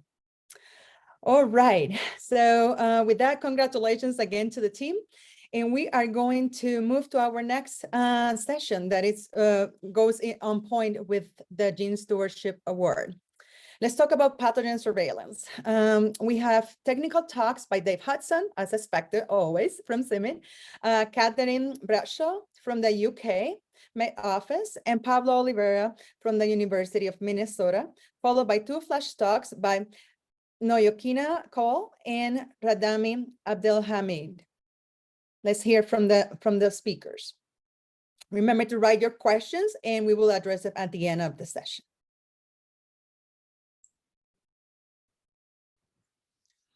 Hello, everyone. In this talk, I just want to give a very brief update around the global surveillance activities.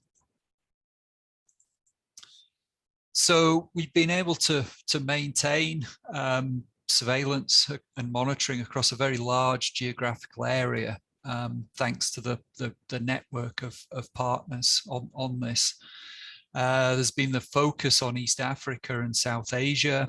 You can see probably close to about 10,000 fields across 16 countries being surveyed, and also some blast surveys now starting up in Africa, which I think is important. Also, in terms of data management, thanks to colleagues at Global Rust Reference Center, Aarhus University, the toolbox has been maintained and expanded. And it really represents an incredibly comprehensive resource for all the data around wheat rust. So probably something like over 63,000 records, 43 countries now in the toolbox databases. If we look at yellow rust, and just to flag some of the sort of recent things that are happening, through the diagnostic labs, and certainly, like to flag, the role that the Global Rust Reference Center and also the ICARDA Turkey lab at Izmir are doing in this. Being able to track those important races globally, and as you can see, there are many things that are happening, lots of movements going on. Just to flag, I think the PSTS 16 is certainly a real a race of concern. It was picked in Afghanistan, Pakistan, 2018. The end of 2020, it moved into Ethiopia, and it's really expanding rapidly in Ethiopia. No detection yet in Kenya, but almost certainly it will move and expand within East Africa. PSTS 13, I mean, this was first picked in Europe, but it's on a trip around the world. It's been now picked up in Australia. It's taking off there. Also South America, and it's expanding its range there. So we had the first ever report of stripe rust in Paraguay in 2021. PSTS 14, that's also kind of spreading out. So in Iraq in 2020, all the samples were that genotype. Nepal, we've seen very high diversity there. There's a strong signal of a sexual population. And also this ME 2018. It was first picked in Egypt in 2018. It's been recorded in a few countries now around the Mediterranean basin. And then this year, 22, it was picked up in irrigated wheat in Ethiopia. So that's another one we need to be monitoring, keeping a close eye on. Thinking about Nepal, 21-22 season, there's a very severe stripe rust outbreak that covered pretty much all the western hills in Nepal. It was old varieties that were highly susceptible, and you can see the photos that were taken by Dr. Dapper in Nepal. And really, there's a critical need for variety replacement in those mid-hill areas in Nepal. As I mentioned previously, there's very high genetic diversity we're seeing in the samples from Nepal. So we're still working to really identify what was the causal race behind this outbreak. For stem rust, also many developments happening globally.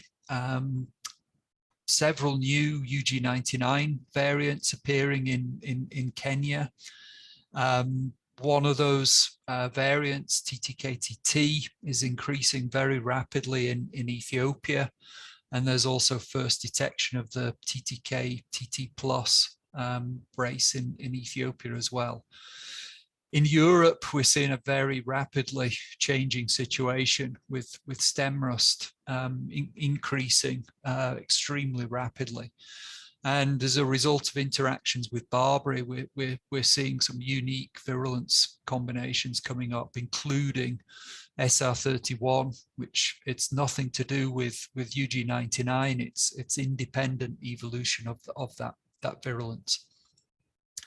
So just the focus on Europe, stem rust is really increasing very quickly. It seems the only effective genes in the cultivars are 2431 TMP, and those have all been defeated elsewhere. The TTK-TT race that's increasing very quickly in East Africa has combined virulence against all those resistance genes. In the UK in 2022, it was the highest recorded outbreak of stem rust in several decades on a very wide front, and it looked like it was a spore cloud that was coming in from the south. In East Africa, we'll be continuing the early warning efforts there. So these are now becoming operational, certainly in Ethiopia, and reaching hundreds of thousands of farmers. From an impact assessment, there's clear indications of farmer behavior changed, increased awareness and ability to control rusts, and also important national policy changes around fungicides that are now in place. 2021 season we saw as a real high risk of a big yellow rust epidemic. But thanks to the early warning and the efforts that are happening in Ethiopia, it looks like a major epidemic was prevented, and I'll talk a little bit more about that in detail.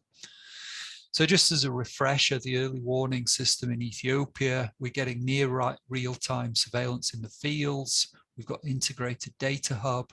We've got automated data harvesting. The model pipeline set up by Cambridge University UK Met Office, fully functional, providing 7-day forecasts back to Ethiopia on a daily basis.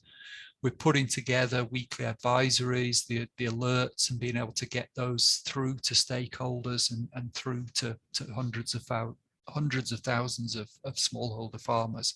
And that's providing a basis for control of the disease in a timely manner. We also worked with colleagues at Aarhus and Cornell to develop this vulnerability mapping tool. So that's combining information on host distribution, susceptibility to specific pathogen races, and also a suitable environment to come up with an indication of areas that are at risk, in this case to the PST-S16 yellow rust race. And that's then corresponding quite closely with surveys that are undertaken later. But we're able to provide the information essentially pre-season. So that's valuable information for planning and decision making in Ethiopia. I mean, just looking, in Ethiopia, 2010, I mean, it was about as bad as it gets. I mean, a really devastating epidemic occurred across a very wide area with losses, in the order of probably around 250 million US dollars. So 2021, we saw the conditions were in place for another large epidemic. we knew there were large areas planted to susceptible cultivars. We'd got the incursion of this very virulent race, PSTS16. It was taking off very early in the main season in Ethiopia, and the environmental conditions were extremely suitable. So everything was in place that we were at risk of a very large epidemic. The actual outcome in 2021 was very different. The forecast reports we're seeing are indicating probably a record wheat production in Ethiopia for the 21 season, with a minimal level of pests and diseases.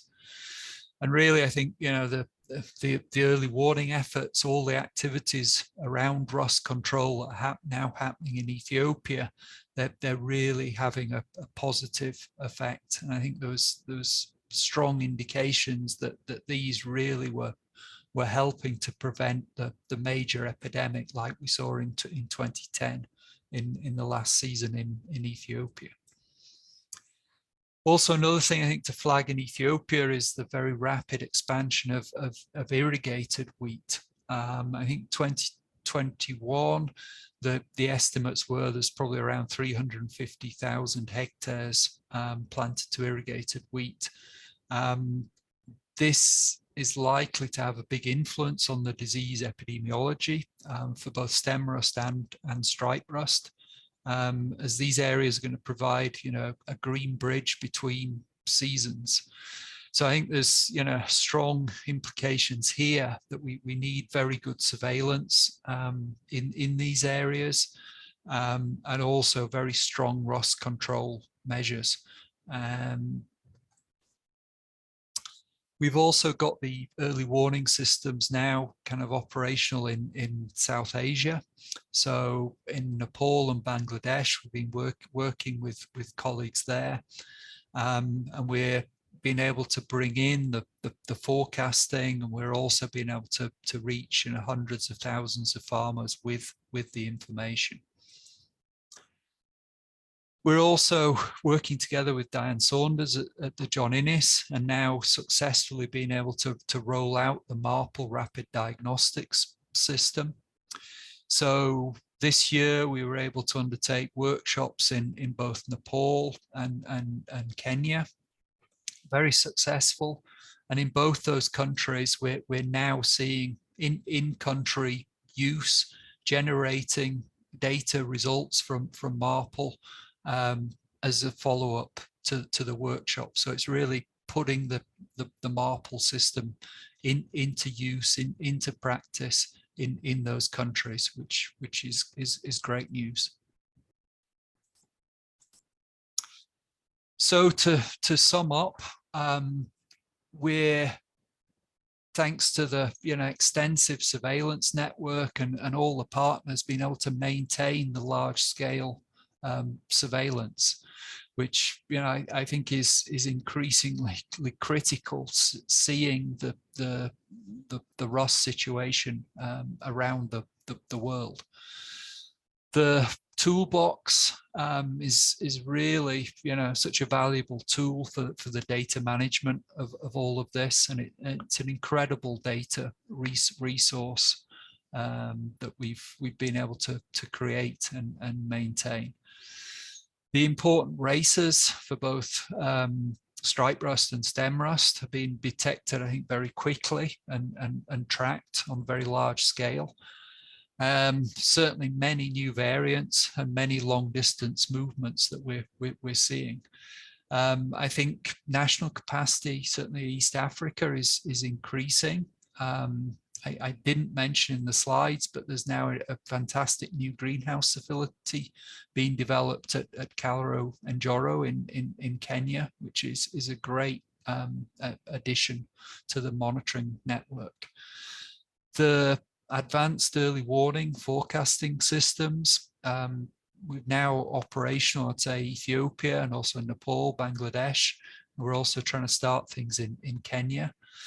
The the impact of those systems, I think, is now beginning to appear. And the situation in Ethiopia in 2021 around the incursion of PSTX-S16 is a good example of that. Also, the vulnerability mapping tool is another, I think, good addition. Those irrigated areas in Ethiopia, I think, need close monitoring and robust control, and great to see the MARPL diagnostics now expanding to other countries. So that's a brief summary. Thanks very much for your attention, and I will finish there.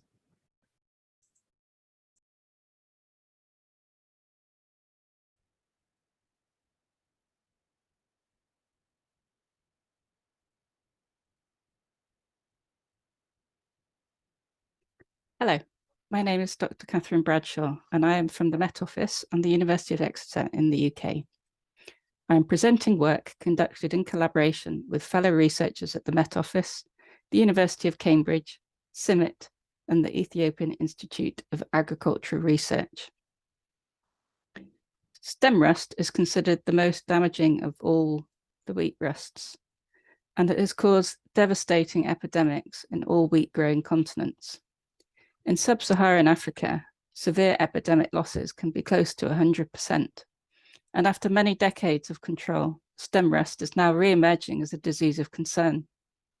Diverse new races and lineages are now being detected, and large outbreaks of disease are increasing. Ethiopia is the largest wheat-producing country in sub-Saharan Africa, where cultivation is concentrated in the central highlands under rain-fed conditions. But there has been a large increase in recent years in the area of irrigated wheat. The East African highlands are a hotspot for stem rust because favorable environmental conditions permit the pathogen to survive year-round. But equally important is the presence of host plants. Overlapping cropping seasons and bimodal rain patterns in most East African countries result in green bridges that facilitate the survival and buildup of inoculum between successive crops. Shifts from rain-fed to irrigated wheat further enhance the green bridge effect by extending wheat crop cultivation. From its initial detection in Uganda in 1998, UG99 race TTK-SK took 5 years before detection in Ethiopia and 9 years before detection in Iran. In contrast, a new race, TTK-TT, was first detected in Kenya in 2014, and then in Ethiopia 4 years later in 2018. And then in Iraq in 2019, just 1 year later than that. Race TTK-TT is now the second UG99 variant to move into the major wheat-growing regions of the Middle East, indicating a possible common migration route. In this study, we assessed the likely spread of this new race within East Africa and whether the detection in Iraq in 2019 could have originated by direct wind dispersal from infected sites in East Africa during the previous year, or whether intermediate stepping stone sites would be required. We use the atmospheric dispersion model NAME, driven by data from the UK Met Office numerical weather prediction model. The NAME model has been adapted to simulate the release, turbulent dispersal, wet and dry deposition, and UV-induced death of stem rust fungal spores. Sites are considered to be donors when the spores are dispersed from infected wheat, and receptors when spores land on susceptible wheat. Among donor and receptor sites, we distinguish between confirmed disease locations, in which the new variant has been confirmed, and representative disease locations, where the new variant has not been confirmed, but where stem rust is known to occur. Each site characterizes the broad wheat production region of the area.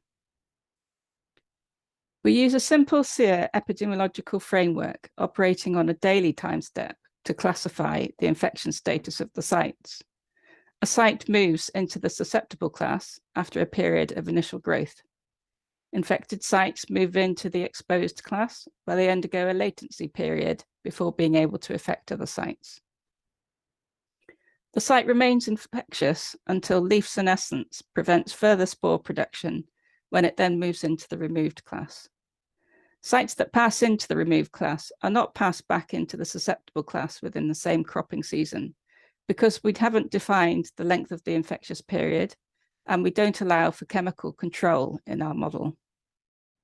A meteorology-driven environmental suitability model is used to assess whether temperature and moisture conditions are suitable for infection when spores land on a susceptible site. Infected receptors remain in the exposed class until a crop latency period, the time between being infected and themselves then becoming infectious donors, has passed. The default version uses a temperature-dependent latency period based on the model of Nopsa and Fender 2014. And a second version, using a fixed latency period of 30 days, was examined as a sensitivity test. The integrated model allows a user-defined threshold for the combined environmental suitability and spore deposition value, above which a potential receptor becomes infected. In our study, we have assumed any value over 0 to imply infection. The first scenario that we tested was just the sites with confirmed identification of the new variant. Initial donors were assumed to be CDLs in Kenya, Tanzania, or Rwanda, shown in the map in yellow triangles. Under this scenario, the results show no transmission pathway between CDLs in East Africa and the Middle East in the 2018-19 season. We find that Tanzanian donors can only infect Rwanda, and spores released from Rwanda cause no onward transmission. Kenyan donors can infect all Ethiopian CDLs, but no onward transmission to Iraq is simulated. This means that other potential locations for wheat stem rust, where the new variant has not been identified, must be considered as potential stepping stones. The second scenario, given that we find spores from Rwanda and the 2 Tanzanian CDLs cannot infect any other CDLs, only assume the original infection from Kenya, because it's highly unlikely that Rwanda and Tanzania were the original origin of the TTK-TT infection in Ethiopia in 2018, or the TTK-TT infection in Iraq in 2019.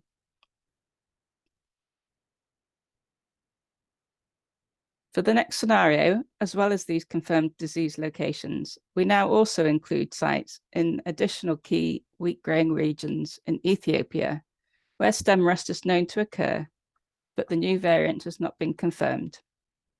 These are an RDL in barley, an area of double cropping, and 2 irrigated sites along the Awash River Valley, Metahara and Wera. Inclusion of the additional RDLs results in infection at those sites, but the infection does not reach Iraq. This means that other potential RDLs in key wheat growing regions in other countries where the new variant has not been identified must be considered as possible stepping stones to the Middle East. For the final scenario then, barley, Metahara and Wera are again included, along with other possible stepping stone locations in Eritrea, Yemen, Saudi Arabia, and Iran. Each potential stepping stone country is considered individually, and in each case, we consider the results both with and without Metahara and Wera, the 2 newly irrigated RDLs in Ethiopia. In all cases, when Metahara and Wera are excluded from the analysis, the crop is harvested before the infection reaches Iraq. When they are included, stepping stone locations in either Saudi Arabia or Yemen are necessary to facilitate infection in Iraq. Focusing first on Yemen, we can see that in panel A, the CDLs in Ethiopia become infected in August 2018. But although the area of double cropping is infected in December 2018 in panel B, the infection dies out when these crops are harvested. When we include Metahara and Wera, the area of double cropping is able to infect these locations, as shown in panels B and C. And these locations are then able to infect East Yemen, and East Yemen infects Iraq in 2019, shown in panel D. Similarly, focusing on Saudi Arabia, the same situation arises as for Yemen, whereby no infection occurs when Metahara and Wera are excluded. But when they are included, they become infected in December 18 and go on to infect the Al-Kaj site in Saudi Arabia in February 2019, as shown in panel C. And then this infects other Saudi sites and the site in Iraq in 2019, as shown in panel D. We find, however, that infection of Iraq from spores released from East Yemen can only happen on 3 days in March and a single day in April 2019.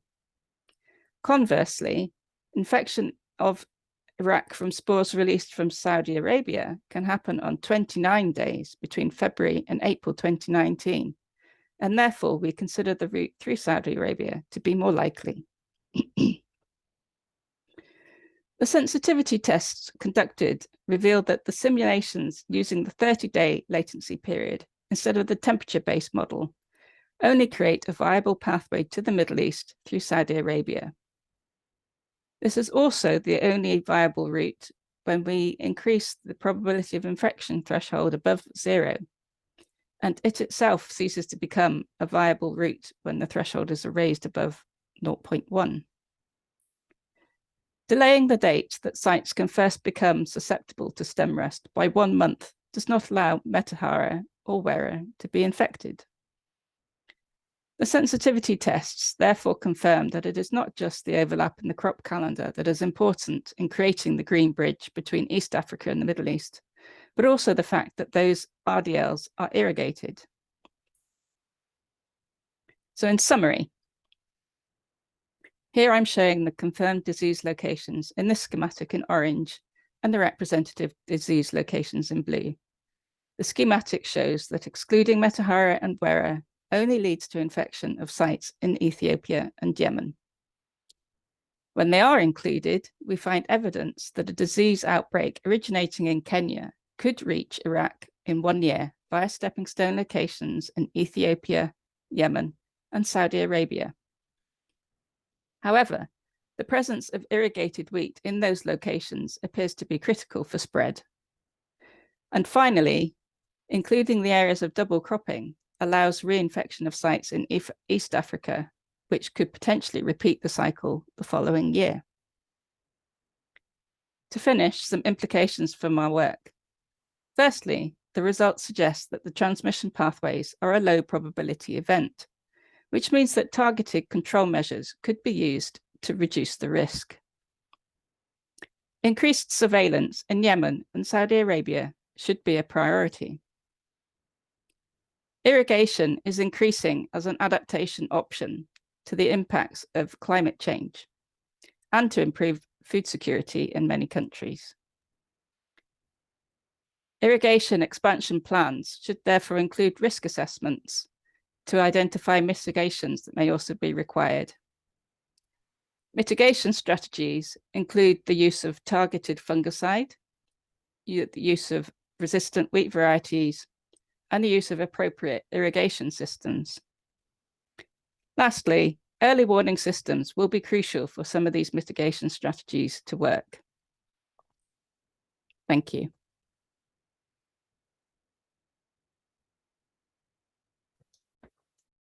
In this talk, I will present the races of the stem rust pathogen in Ethiopia in the 2014-2021 period. Wheat stem rust is considered a re-emerging disease, and it is well exemplified by the occurrence and spread of races in the UG99 group.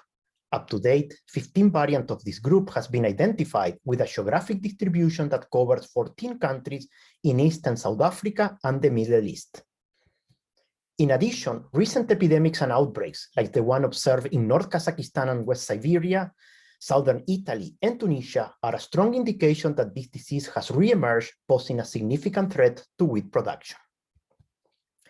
One of the most recent and devastating epidemics occurred in south-central Ethiopia in 2013 and 2014. This epidemic affected 27 districts in the major wheat-growing regions of Bale and Arsi, where about 100,000 hectares were planted to wheat. Yield losses up to 90% were reported in Digalu, a widely grown cultivar with yellow rust resistance and high yield. Digalu carries SRTMP, a gene effective to TTKSK, at that time the predominant race in Ethiopia. Through phenotypic and genotypic evaluations, we confirmed that the race responsible for this epidemic, TKTTF, was not related to the UG99 race group. Race TKTTF is highly virulent on SRTMP, as you can see in this picture, the reason why it was so devastating on Digalu, and avirulent on SR31, a distinctive phenotypic characteristic of races in the UG99 group. It also formed a genetic lineage defined as clade 4 that is different from the UG99 race group, or clade 1, as you can see in the phylogenetic tree. Two additional clades were defined, clade 2, which includes race JRCQC, and clade 3 that includes races TRTTF and RRTTF. After the 2013 epidemic, significant efforts were put to continue monitoring the disease in Ethiopia, with a strong collaboration that includes national and international partners. For today's talks, I will present what happened with the stem rust pathogen, PGT, from now on in Ethiopia in the 8 years that followed the epidemic. As you can see in this table, about 600 stem rust samples were received between 2014 and 2021, and 678 isolates were derived and race type. Samples were collected from main wheat-growing regions in Ethiopia, not only from farmer fields, but also from research plots. Although the majority of the samples were collected from red wheat, samples from durum and emmer wheat and barley were also analyzed. Our approach to analyzing the samples includes 3 major steps. Isolates are derived from each sample and then race type based on the North American differential set. All the isolates are further characterized on a set of 26 additional SR genes, which are presented in this table, and that includes genes that are effective to UG99, genes important in agriculture, and also genes that we consider universal resistance, where no virulence or marginal virulence has been detected, like for example, SR26. Each isolate is also genotyped with a core SNP assay of 17 diagnostic markers, and a selection of isolates are further genotyped with a custom-made 3K SNP chip. Finally, when races with significant virulences are identified, we use them for germplasm screening. So this graph shows the distribution of races that occur in Ethiopia between 2011 and 2021. The main conclusion we can reach is that the PGT population in Ethiopia has been characterized by rapid shift and replacement of predominant races. But because this is a busy graph, I will present and discuss the result in shorter time periods. Before the 2013 epidemic, TTKSK was the predominant race in Ethiopia. But after 2013, it became almost completely replaced by race TKTTF. Race TKTTF was recovered for about 90% of the collected samples in 2016. The rapid adoption of cultivar Digalu after the 2010 yellow rust epidemic and the large area grown to this cultivar even after the devastating 2013 stem rust epidemic favored the rapid shift of races in this 5-year period. Race TKTTF was first reported in Turkey in 2007 and then detected in the Middle East and also in Germany, the same year that it caused the epidemic in Ethiopia.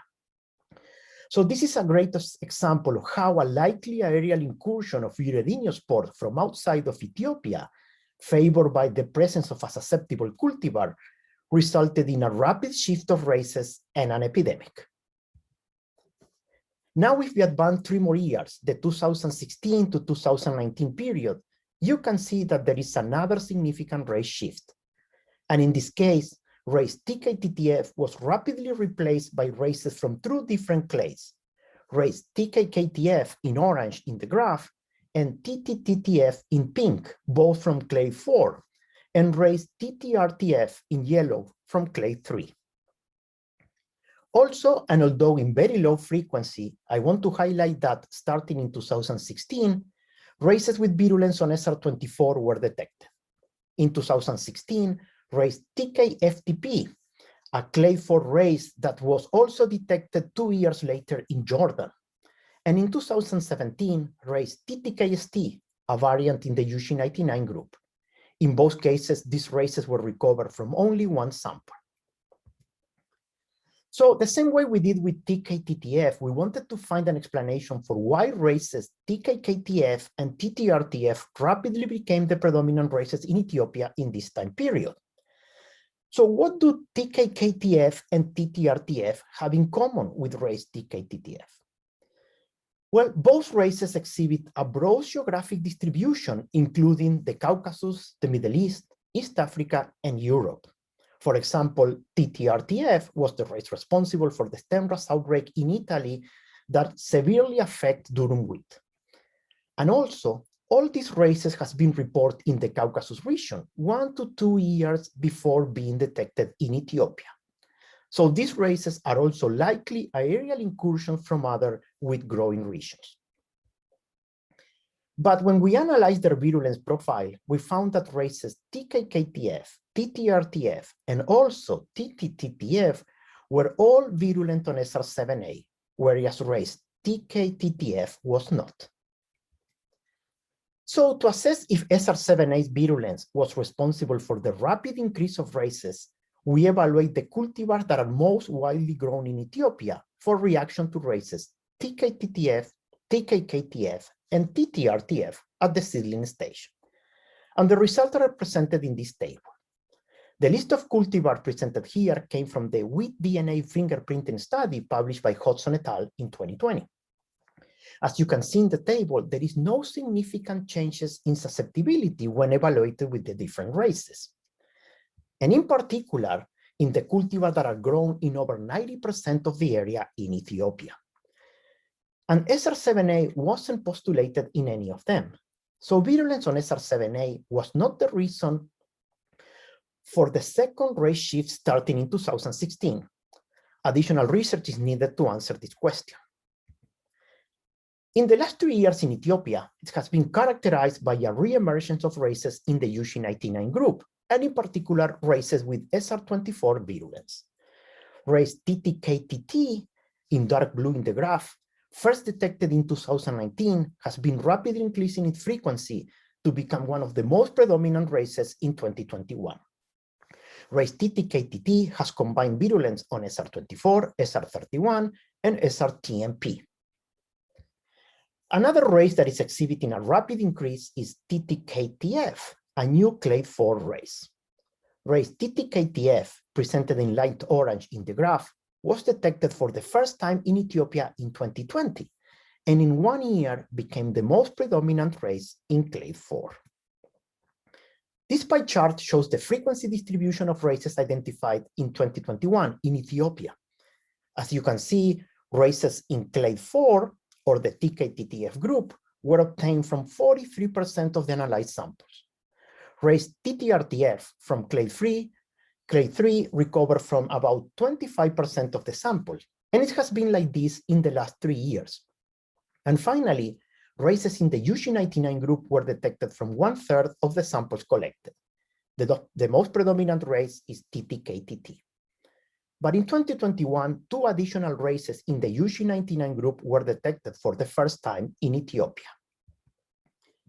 These 2 UG99 variants are race TTKTT with additional virulence on SR8155B1, an important stem rust resistant gene in North American durum wheat that is also present in some bread wheat germplasm, and race TTHTT, a race that is virulent on SN30. Both variants are virulent on SR24, and both were detected in Kenya for the first time in 2019. So inoculum incursion from Kenya might be responsible for the introduction of these new races into Ethiopia. So to assess the vulnerability of Ethiopian germplasm to these variants, we evaluate 106 Ethiopian cultivars and breeding lines for reaction to races TTK-TT and TTK-TT plus at the seedling stage. As you can see, around 60 and 65% of the germplasm were susceptible to these races. And if we consider only the most widely grown cultivars in Ethiopia, you can see in the table, all but Hidasse were susceptible to both races at the seedling stage, proving the vulnerability of these materials to these races. But I want to highlight cultivar Ogolcho. This cultivar, which carries SR24, is increasing its cultivated area in Ethiopia, and it may be the reason why races virulent on SR24, like TTK-TT, are rapidly increasing their frequency in the Ethiopian PGT population. Finally, a few words about race TTK-TF. This race was detected from only one sample in 2020, and in 1 year it became the predominant race in clade 4. This race has also been reported in Turkey and Europe, so it is highly likely that represents another aerial incursion into Ethiopia from northern wheat-producing regions. In addition to virulence on SR7A, race TTK-TF is also virulent on SR11, a gene effective to races TK-TTF and TKK-TF. Like we did with SR7A, we will conduct a seedling evaluation of Ethiopian cultivars to confirm if virulence on SR11 is responsible for the rapid increase in the frequency of this race. So in summary, after the 2013 epidemic, the PGT population in Ethiopia has been characterized by rapid shifts and replacement of predominant races. Many of the predominant races has been identified in other geographic regions, suggesting a major role of aerial incursions of Urediniospores in Ethiopia's stem rust epidemiology. The use of cultivars with narrow genetic basis of stem rust resistance, like Digalu and Ogolcho, create a situation of vulnerability and increases the risk of epidemics. Continuous monitoring of the stem rust pathogen at both local and regional levels is critical. So in this last slide, I want to acknowledge the technical support and the funding of this research. Thank you very much.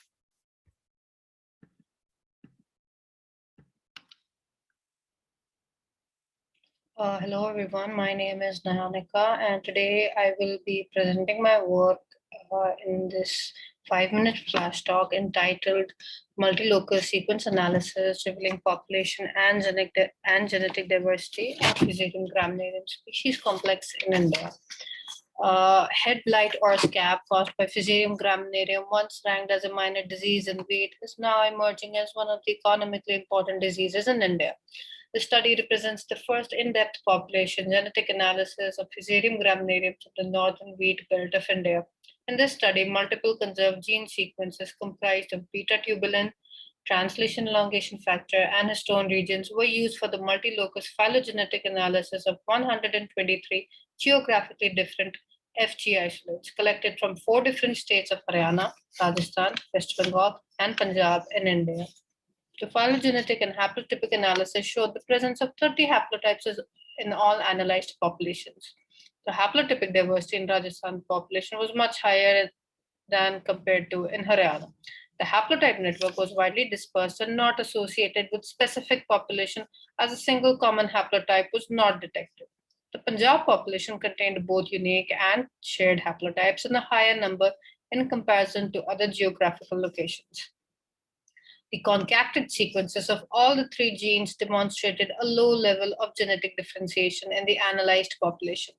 Positive values for the neutrality tests in Punjab, Haryana, and Rajasthan reveal a balancing selection mechanism behind the Fusarium graminearum population structure. The West Bengal population showed both positive and negative values of neutrality indexes, indicating the role of both population expansion as well as balancing selection in structuring the Fusarium graminearum population.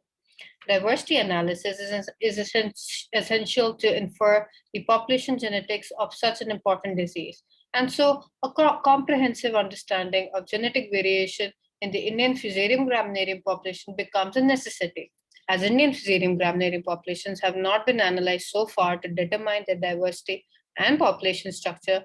Therefore, the current study was carried out using 3 highly versatile molecular markers, TEF, tubulin, and histone. In this study, attempts have been made to determine the identity of FG infecting wheat in northern plains of India, to confirm the level of DNA polymorphism of tubulin, TEF, and histone sequences, and to decode the haplotype diversity and the distribution, also to work out the phylogenetic kinship between the FG isolates of Indian origin. Previously published literature has indicated that TEF is highly recommended for species delineation and rejected ITA sequences in offering superior taxa resolution.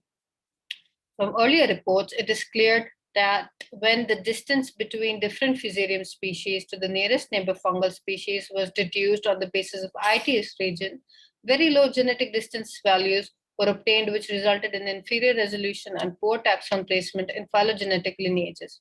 So it's important to mention that slow evolving genes, example TEF and histone, serve excellent options in inferring phylogeny-based relationships. The significance of evolutionary forces on the FG population has been studied by conducting neutrality tests, which provide evidence regarding the divergence of combined gene loci sequence data from neutrality statistics. It is important to mention that several haplotypes have been shared among different populations that clearly hinted towards the significance of asexual reproduction and effective spore migration.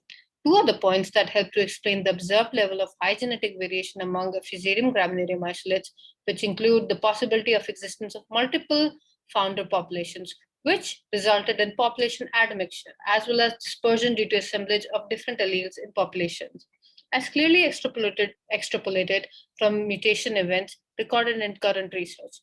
This observation has been supported by high level of population admixture noticed in network analysis in the current study. The results also point towards the mutation as an essential factor for the generation of diverse regional population of Fusarium graminearium. However, an exhaustive understanding of localized Fusarium graminearium populations and their potential to surmount disease management tactics is essential to secure the wheat farmers from this emerging disease in India. Thank you.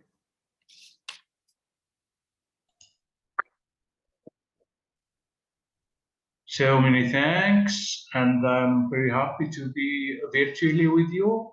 So I will talk on the how the commercial, the wheat commercial cultivars to be wisely deployed in order to efficiently and long-lasting management of diseases, notably rusts. So I am from National Institute for Agricultural Research in Morocco. So just to present you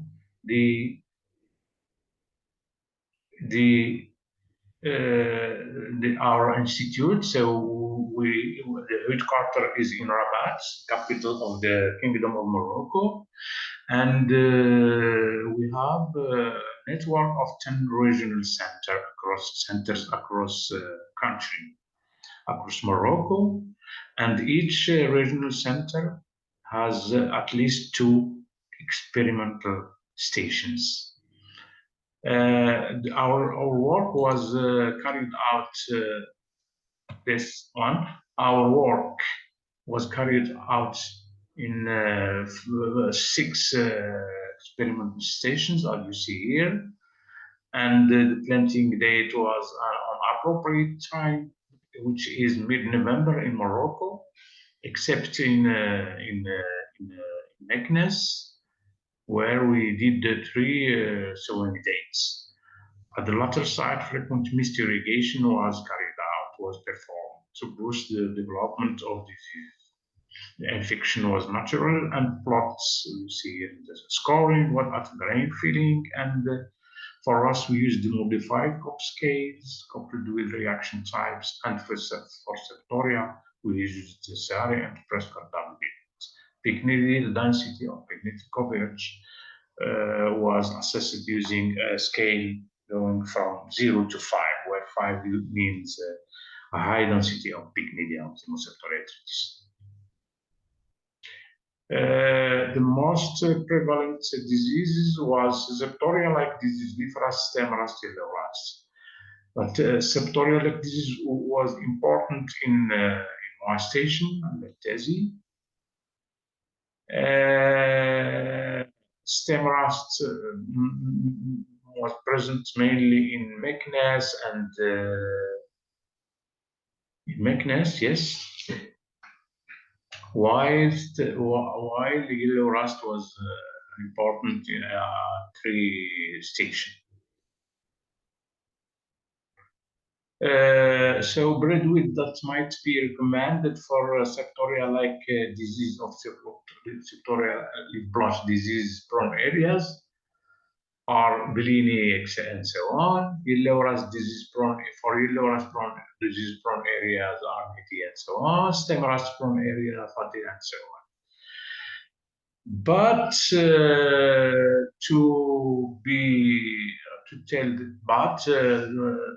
cultivars that exhibited multiple disease resistance who were few or almost absent, except Wafia that exhibited a good level of resistance to both yellow stem rusts and septoria blotch.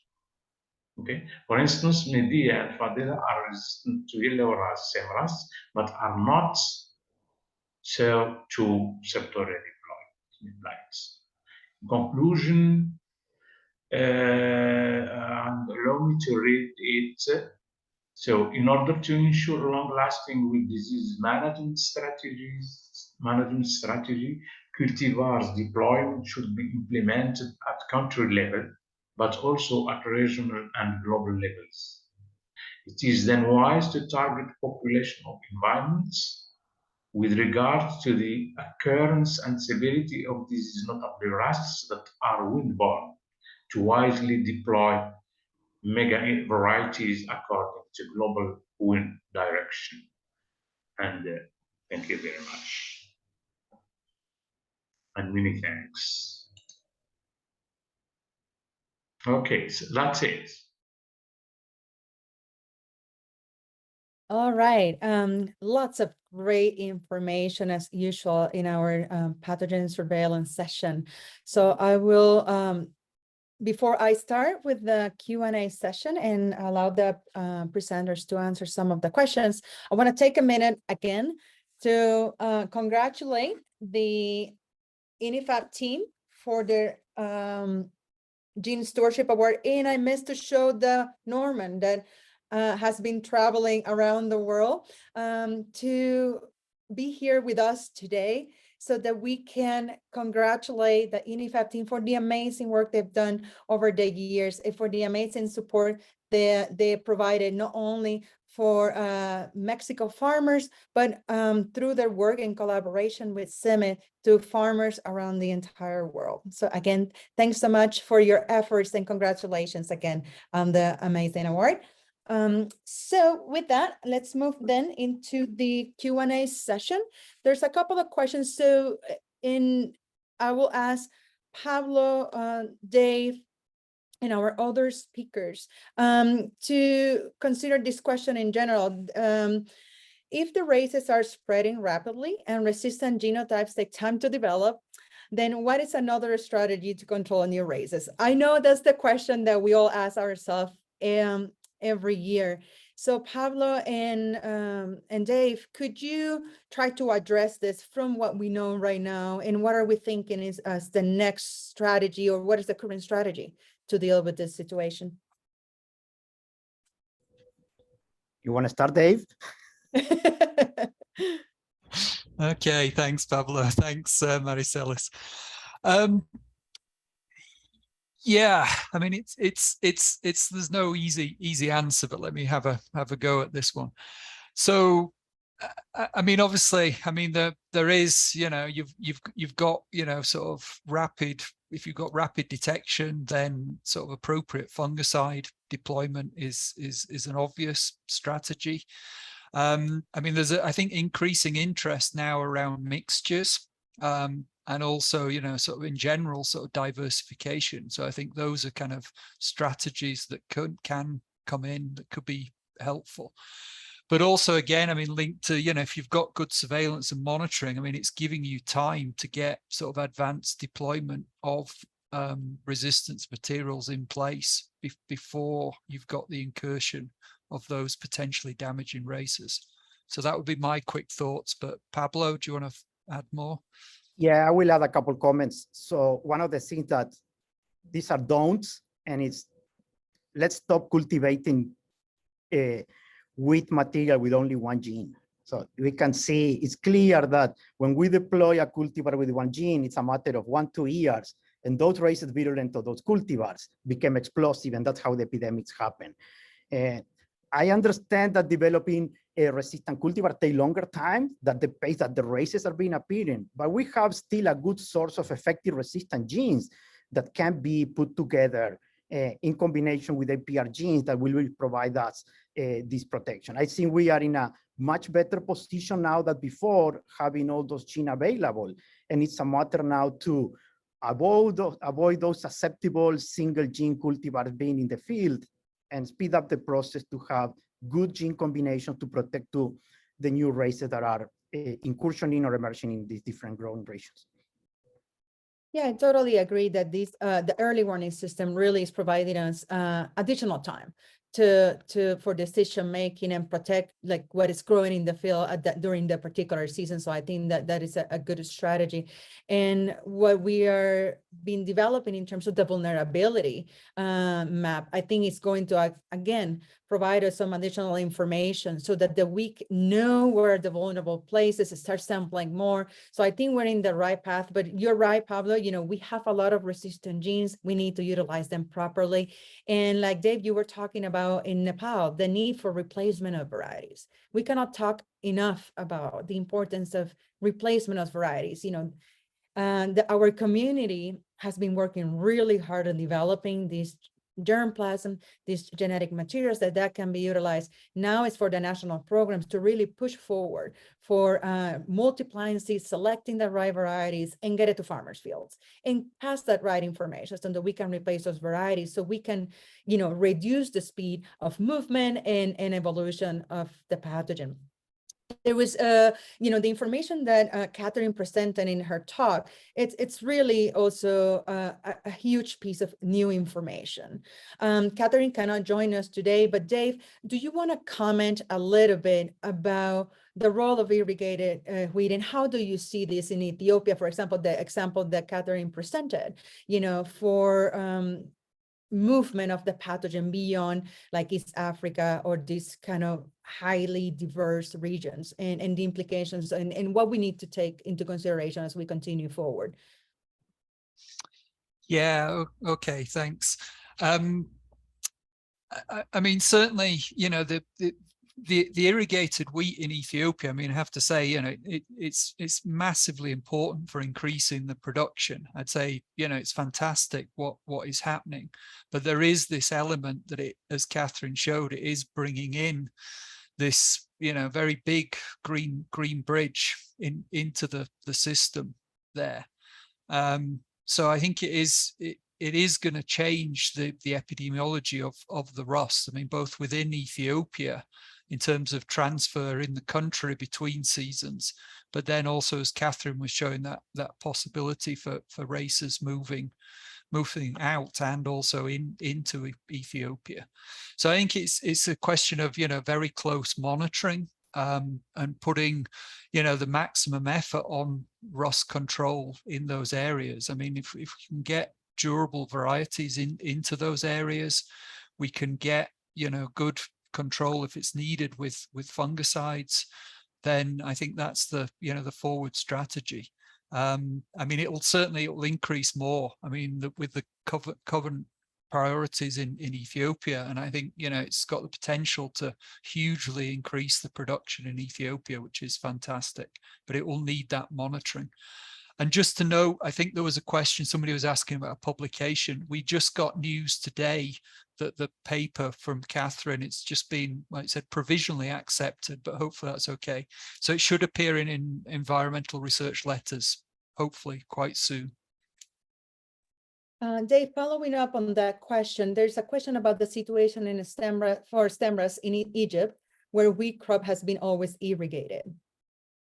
Do you have any information? I currently don't have too much information on Egypt. Sorry, I'm getting mixed up. But no, we can check with the colleagues there. There's a really good team that's working in Egypt. But yeah, I mean, I think, you know, the environment in Ethiopia, in Egypt, in those irrigated areas, yeah, I mean, stem rust is a concern, and certainly what we're seeing in terms of the re-emergence of stem rust and the races that are currently there globally, then yes, it is a concern. Right. Switching topics, Ramdani, you were talking about septoria, and so I don't want to miss the opportunity to talk about other pathogens. We know that the rust is key for us, but tell us a little bit more about the septoria situation and how does it, in terms of varieties, are you identifying varieties that are resistant to both pathogens, and what is the plan for development of multiple pathogen resistant varieties in your country?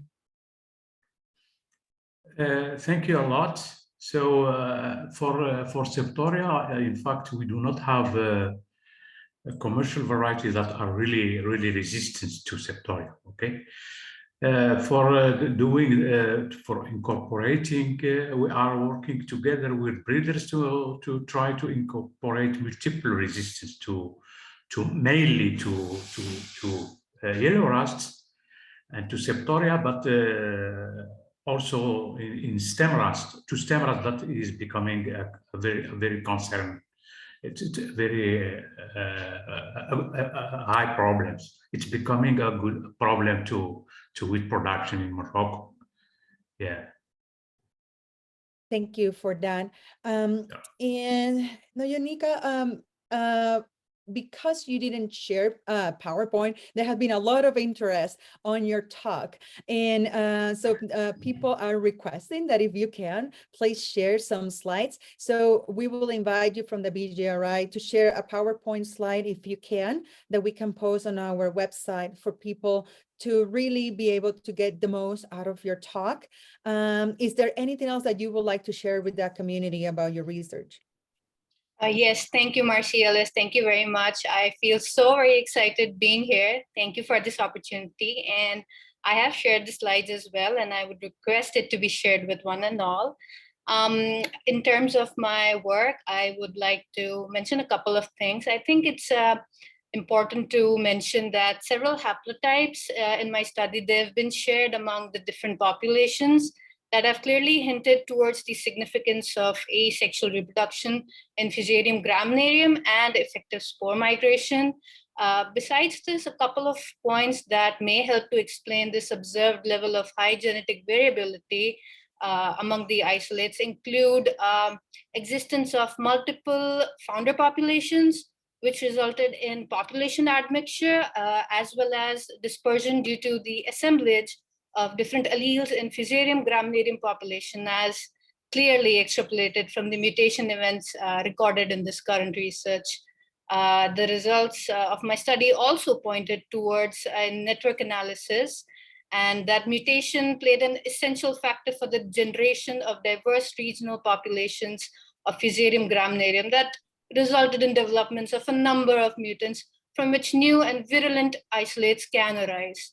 Moreover, sharing a number of haplotypes among the population supports multiple introductions of the identical haplotypes, which might have been erosion due to asexual reproductive phase of Fusarium graminearum. And moreover, it seems that the analyzed population was the admixture and included the occupied haplotypes from different populations across the northern wheat belt of India. Thank you. Thanks so much for joining us and the great work. So in the previous session, we didn't have a chance to have questions for Irena. So if anybody has questions for Irena about his work, please share it with us in the Q&A or in the chat. And sorry, the chat wasn't available early on. So if you have any comments or additional questions from previous talks, please put them there and we will try to get them to the speakers so that they can answer your questions. so that the entire community can benefit. Any additional questions? We have a couple more minutes. We are doing really good. You can tell that we are seasonal presenters online, and we are keeping all on track. So this is really good to see. And we love having so many of you. Just so you know, we have about over 270 people right now, and we got all the way to 291. So people are still engaged. And so it's really good to see that this is happening and that we can get all your voices at the international platform for research for wheat rust and wheat breeding programs. So thanks so much. Again, I'm seeing more congratulations to the INIFAP team. So if there's no more questions, I'm going to move on into one of my favorite events during our BGRI sessions, technical workshops. And it is the introduction of the new Women in Triticum Early Career and Mentor Awardees. And for that, I'm calling to our stage the one and only Jeannie Borlock-Lobby to present the Early Career with awardees of this year. Jeannie?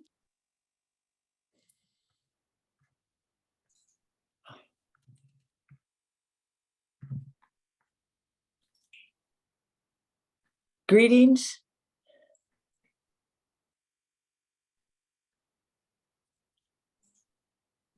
There you are. There I am. We all want to see your smile. Come on. Thank you, Maricelas. Greetings to the global wheat community. I'm so excited to be here.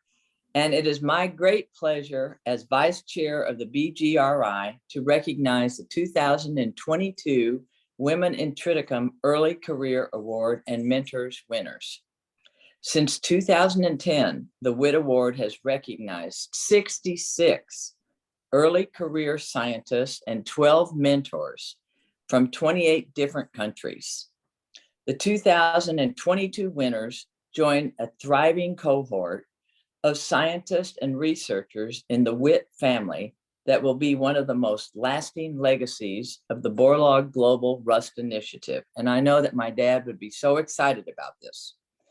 I'm happy to report the applications for the 2022 award were so strong that we ended up selecting 6 early career winners instead of our traditional 5. With that, I am proud to acknowledge the 2022 WIT Early Career winners. From Morocco is Samir El Hanafi Faye. From Indonesia, Ricky Kuriana. From Ethiopia, Shati Magursa. From Italy, Charlotte Rambla. From Pakistan, Umar Sahar Rona. From China, Yan Pingxing. And our 2022 Woman in Triticum mentor is Parveen Chuneja from India. We are so excited about all of our new members of our family, and we congratulate all of you for all of your hard work. And it's been a pleasure to be with all of you today. And I greetings from me, from the Borlaug family, to all of you scientists. Keep up the good work, as my dad would say. And thank you so much. And remember, rust never sleeps.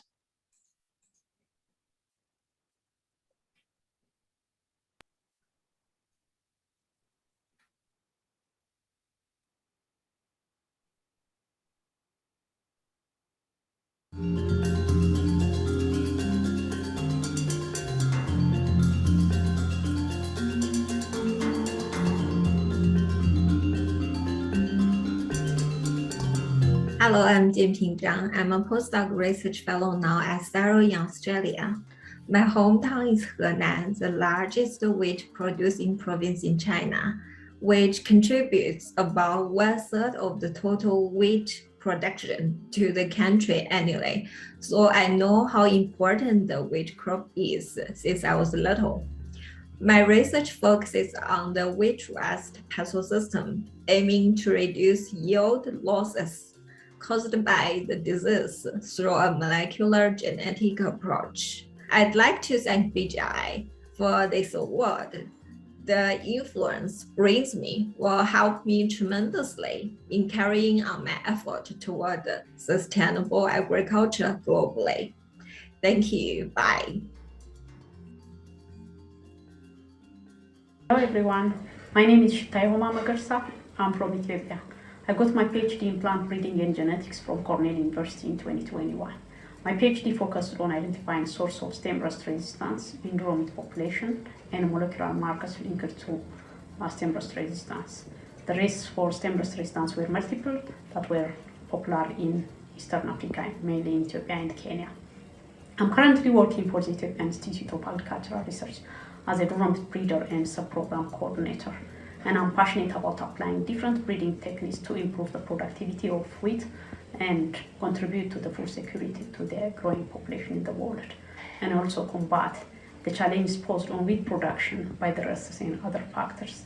I feel privileged to be among the Jenny Borlo-Klube Women in Triticum Awards, and I would like to thank the BGRI and the organizers for giving me this opportunity. Thank you. Hi, I'm Rizky Pasika Kirana. I'm from Indonesia and currently I'm doing my PhD at Boco, Austria. As a female scientist, we face many challenges, but I believe it will not stop us from continuing our career and contributing through our respective fields of expertise. I focus on breeding disease resistant, and recently I involved in breeding resistant to Fusarium head blight in durum wheat and evaluate the potential Fusarium head blight resistant in wild wheat relatives. Climate change and unwise agricultural practices have led to widespread of disease development and the emergence of new, more virulent pathogens. And we are all aware that the climate change, also the population growth, make the threat of food crisis continue to loom over the future. For me, plant breeding is one way to answer the challenge of meeting the world food needs. I thanks to BGRI for appreciating my work through the research of breeding resistant in wheat, as well as providing an opportunity to better know and as a bridge of my career advancement.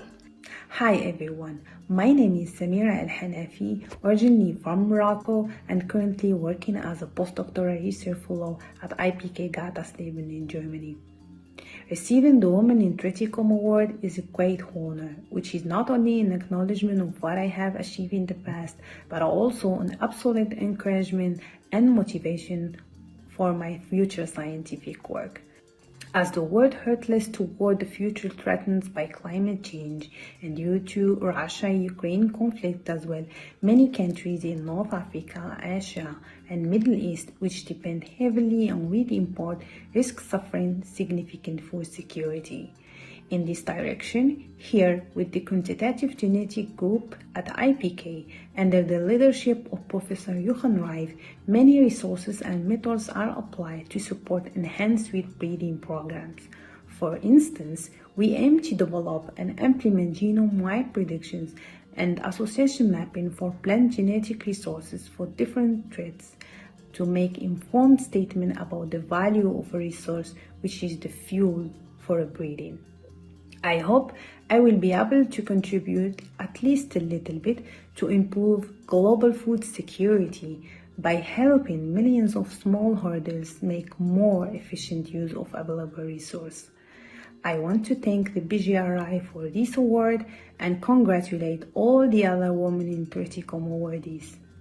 Hi, I'm Charlotte Rambla, and I'm a PhD candidate from the Hickey Lab at the University of Queensland, and I've just submitted my thesis. My research focused in developing phenotyping and selection tools to support breeding of future wheat varieties with improved root systems. My PhD was a core activity of the International Wheat Hill Partnership that was centered in providing a breeder's toolbox to manipulate wheat roots and enhance yield by delivering for the first time elite wheats with tailored root systems. I hope to make a change and create a positive impact in our food systems and ultimately our world. We know that climate change is real and the increasing of the human population is inevitable. Thus, we need to find solutions now to improve our crops in a more sustainable way for our planet and to be able to secure food for everyone. Through my PhD and my research, I was able to gain more knowledge about how to improve the root system of wheat, and this could be a potential target to create more resilient crops that will help to create a more sustainable agriculture and increase yield stability. I want to thank the BGRI for this amazing award and for the opportunity to be listed with all these amazing women shaping the future of agriculture. It's an enormous privilege for me as a researcher in agriculture. Thank you. Hello everyone, my name is Dr. Amara Seher Rana and I'm working as an assistant professor at University of Agriculture, Faisalabad, Pakistan. It's a huge honor for me to receive this prestigious award from BGRI, which by associating my name with Borlaug put a huge responsibility to not only work more passionately in my field but also inspire many other young women scientists working in the same field in Pakistan. I've been involved in wheat research for more than 7 years. During my PhD studies at the Kansas State University, I developed genetic and genomic resources to improve hard winter wheat in the United States Great Plains. And currently I'm working on characterization of the Pakistani wheat germplasm for rust resistance. My research drive is one of the United Nations goal of zero hunger in the world, and I'm particularly enthusiastic that everybody in the world must have a food at their tables, which is only possible if we can introduce biotic and abiotic stress-resistant wheat varieties with minimum yield losses to the farmers and maximum quality traits to the consumers. And I'm sure we can achieve this goal by collaborating with the global wheat community. At the end, I would like to say thank you to the BGRI for this recognition and would like to congratulate other awardees. Thank you so much.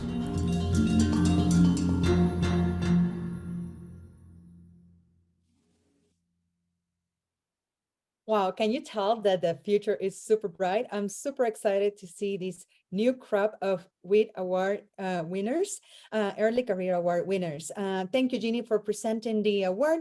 And as Jeannie mentioned, the mentor awardee is Dr. Praveen Chinera, Director of Principal Molecular Geneticist at the School of Agricultural Biotechnology at the Punjab Agricultural University. In 2018, she and team members from the Indian Council of Agricultural Research, ICAR, earned a BGRI Gene Stewardship. She was part of that team. She is a fellow of 2 National Science Academies of India. Her research focuses on identification and introgression of novel genetic variation from wild wheat species into cultivated wheat, leading to wheat gene pool enrichment.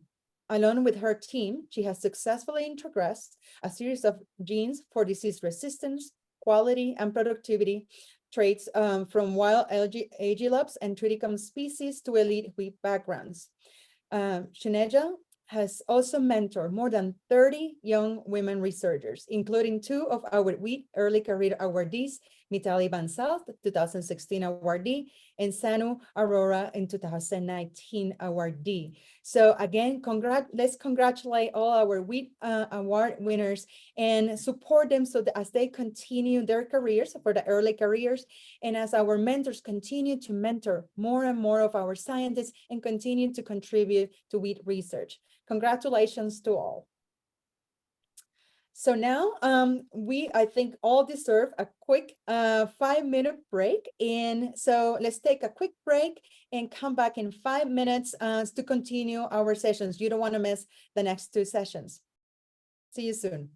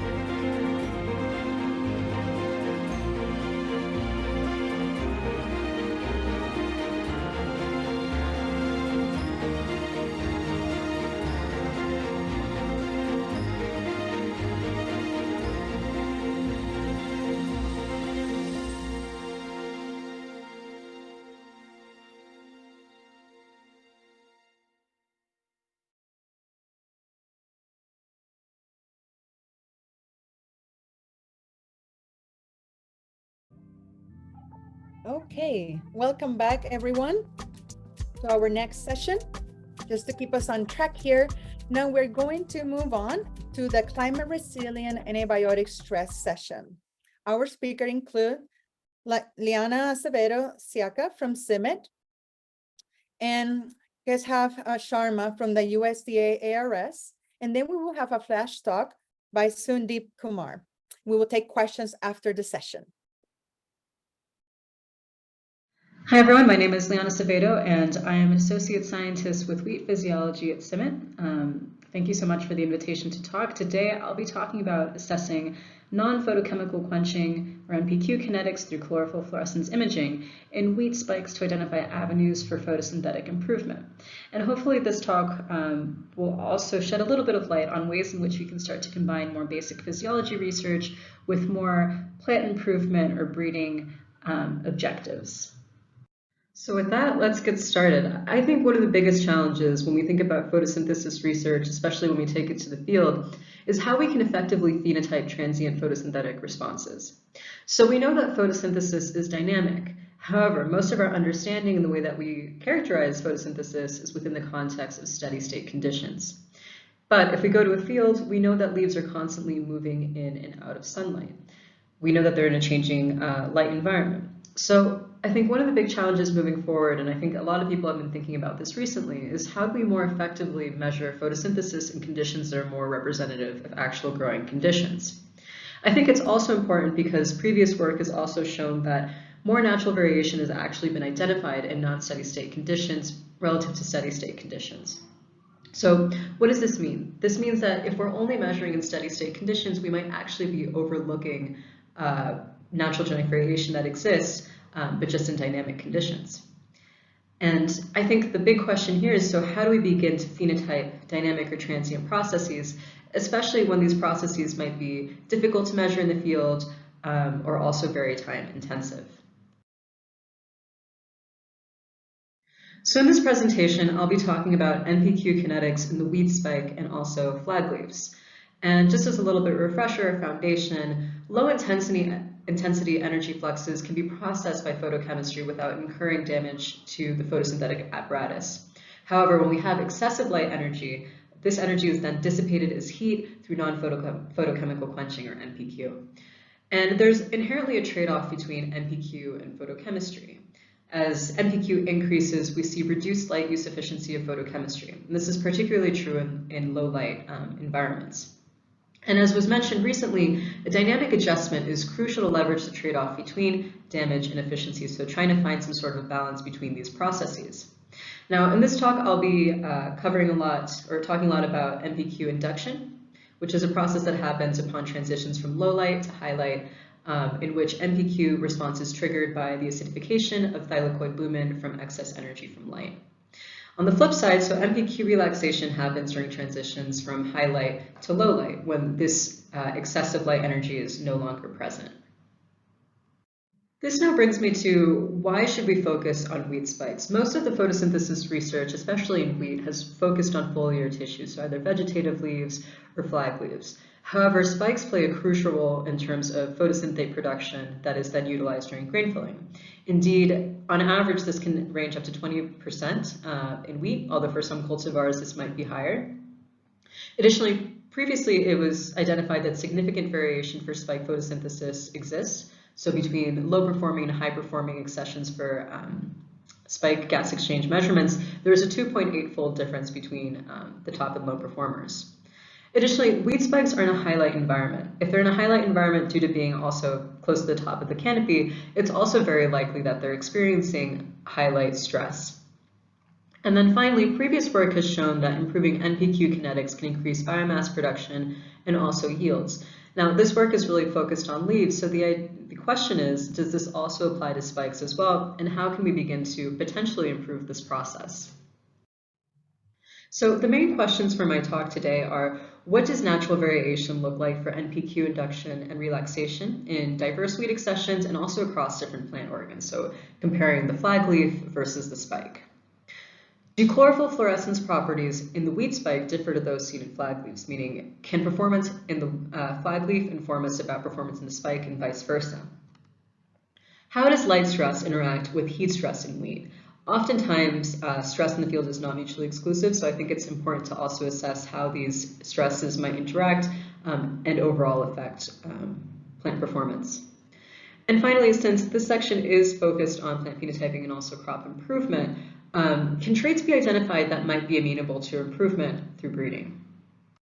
Now I'll briefly describe the growing conditions for this experiment. So this experiment was done completely in the field in the Yaqui Valley, Sonora, Mexico, which is in northern Mexico. And the way that we ended up applying heat stress was by doing delayed sowing. And by doing delayed sowing, for example, the measurements that were done during well-watered or yield potential conditions, the average daily high temperature was 25 degrees, while under the heat conditions, the average daily high temperature was about 34 degrees. So there's a very big difference between the environments. Furthermore, for this experiment, 15 accessions were selected based off of known spike photosynthesis performance off of a previous publication from Miller et al. 2020.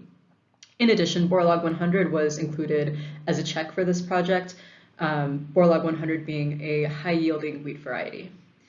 And very briefly, since I'll mention this term a lot during this brief presentation, is that yield potential is the expected yield of a cultivar in an environment with sufficient nutrients and also non-limiting water.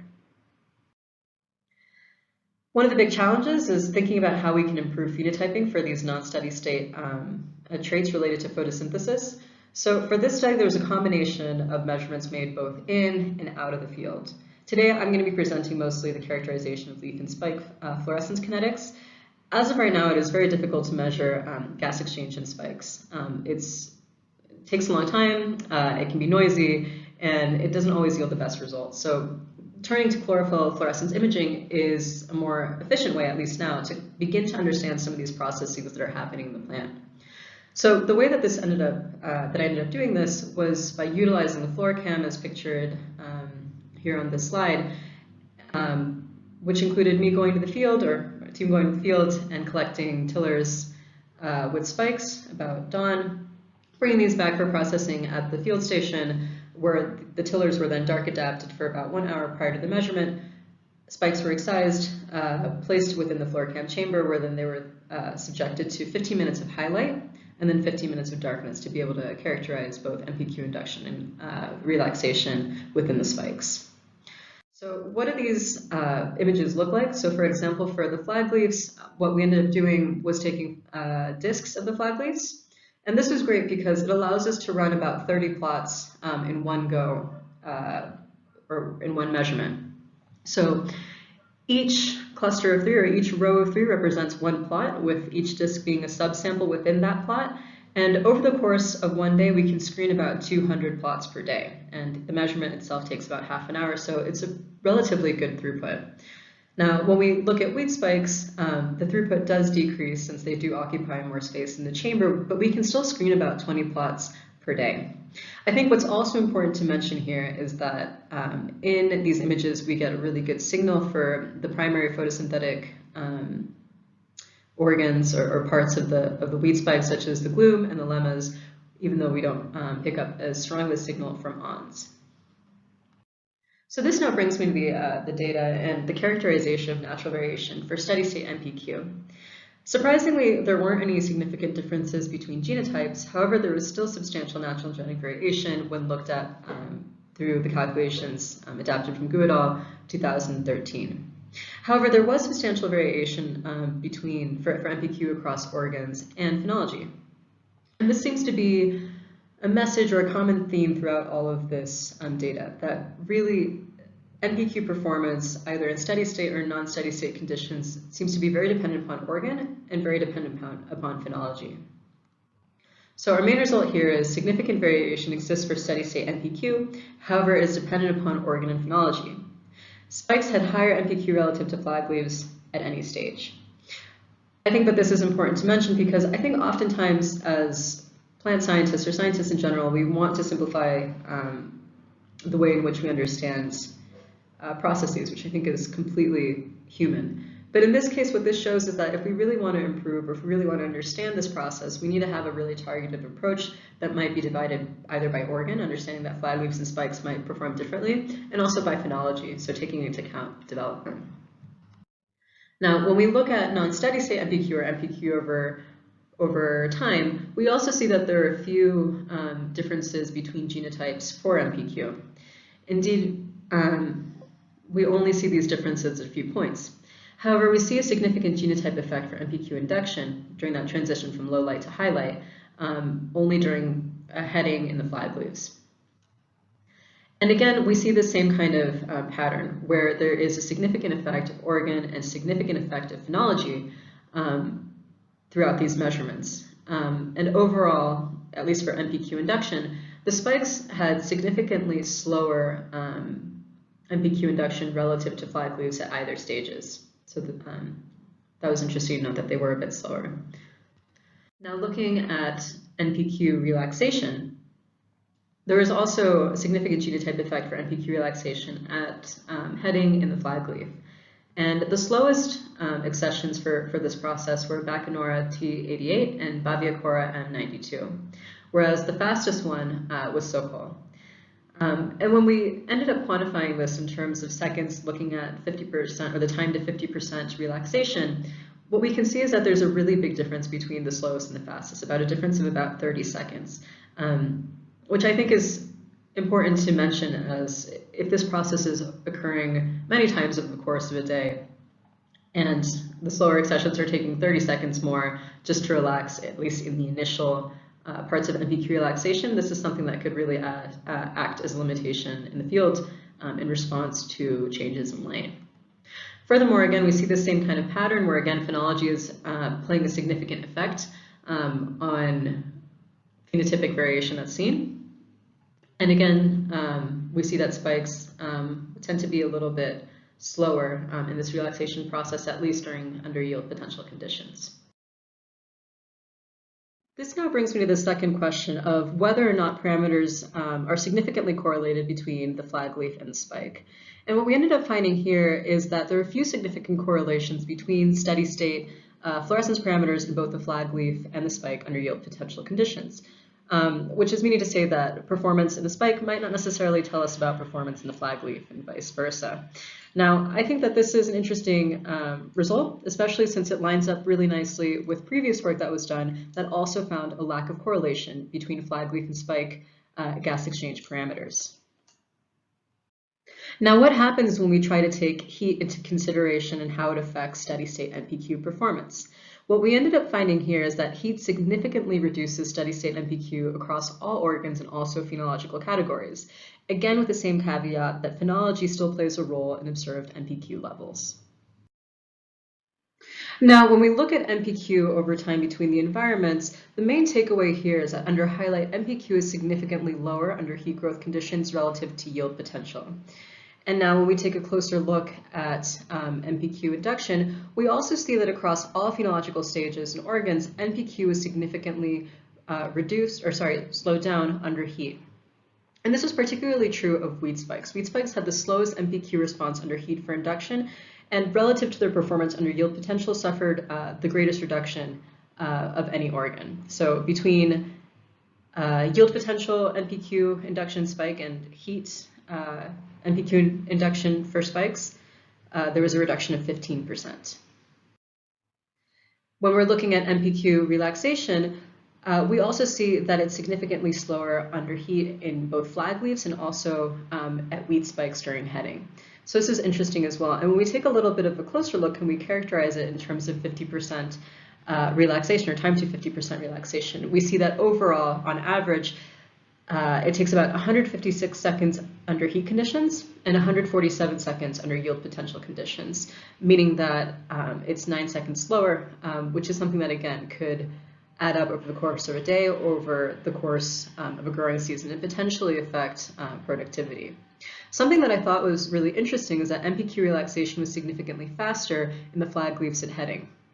And this made me wonder about previous research that also has been done looking at NPQ relaxation at different canopy levels, previously in rice, where as you move down the canopy, NPQ relaxation becomes faster. So thinking about whether light environment plays a role in this difference, and perhaps senescence as well.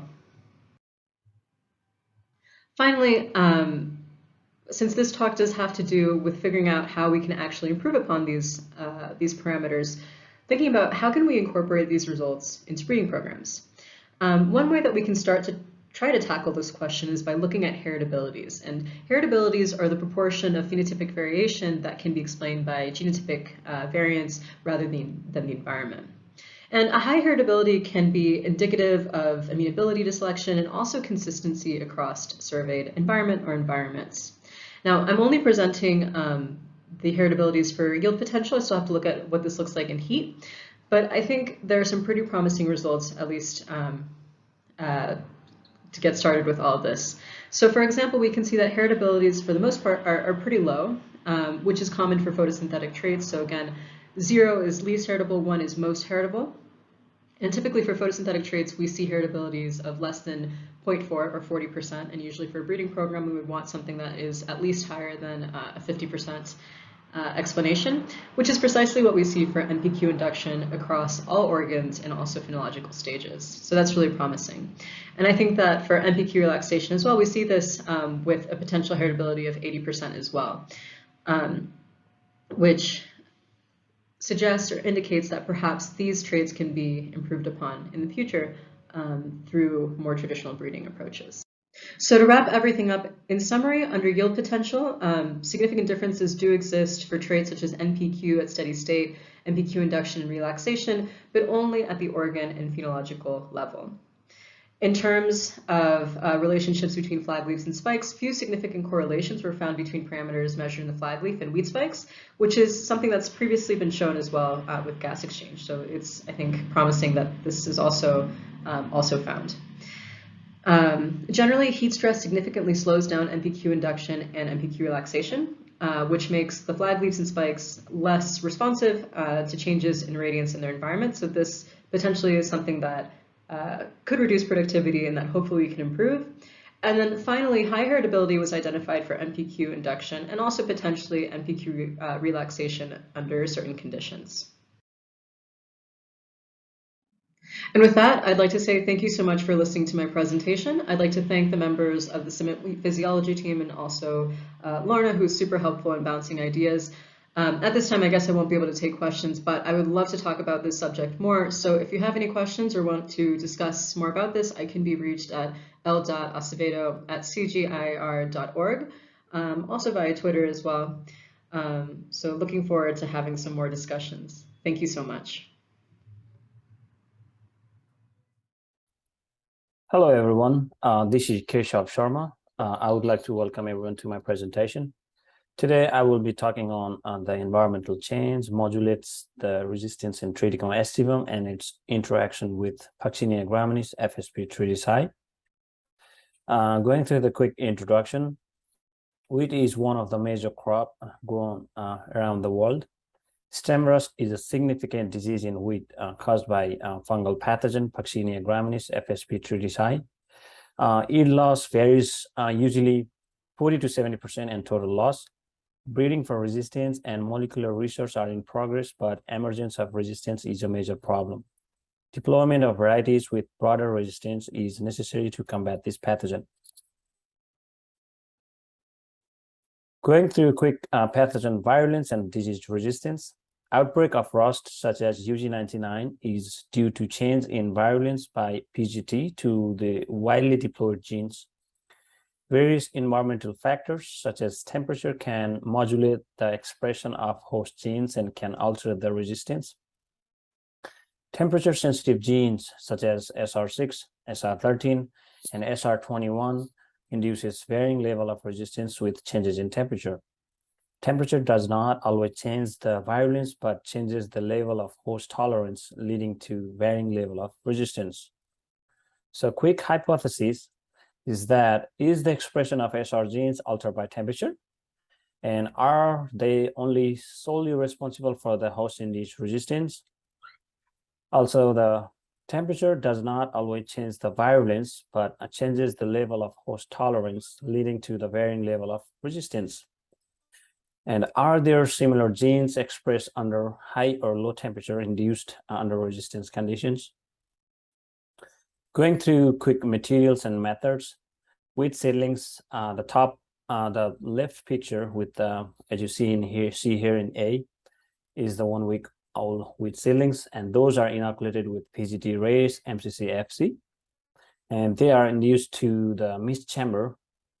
As you see here, the mist coming out from those pipes, and it is kept for 12 hours.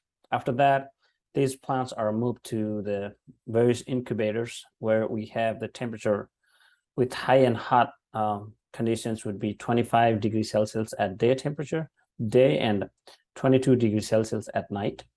For low and cold condition, 18 degrees Celsius would be for day and 15 degrees Celsius for night temperature. We collected samples for the RNA-seq experiments. Leaf tissue were collected at day 1 and day 3 after inoculation for RNA-seq and qPCR experiments. RNA-seq data was quantified using Callisto, and differential gene expression analysis was performed in our studio with various bioconductor packages. Pathway analysis and biological function of the differentially expressed genes were conducted via gene ontology, AgriGo-V2 and Shinigo. The infection types were observed and recorded after 2 weeks of the inoculation. So we have some phenotypes here for SR genes. As you see in A, so which is for the LMPG at high and low temperature, for SR6, high and low temperature, SR13, high and low, and for SR21, high and low. We can see here, so SR6 has the drastic phenotypic change with the temperature. It is susceptible at high temperature, but resistant at low temperature. LMPG is susceptible at both conditions. SR13 is has higher resistance at high temperature, but low resistance at low temperature. Similarly, for the SR21, it is high resistance at high temperature, but lower resistance at low temperature, although it has less significant difference compared to other ones. So we did some qPCR analysis of the expression of the genes in different lines. SR6 was upregulated at low temperature, but downregulated at high temperature. As you see here, this is for the low temperature, day 1, CR day 1, cold rust infected day 1, and cold rust infected day 3.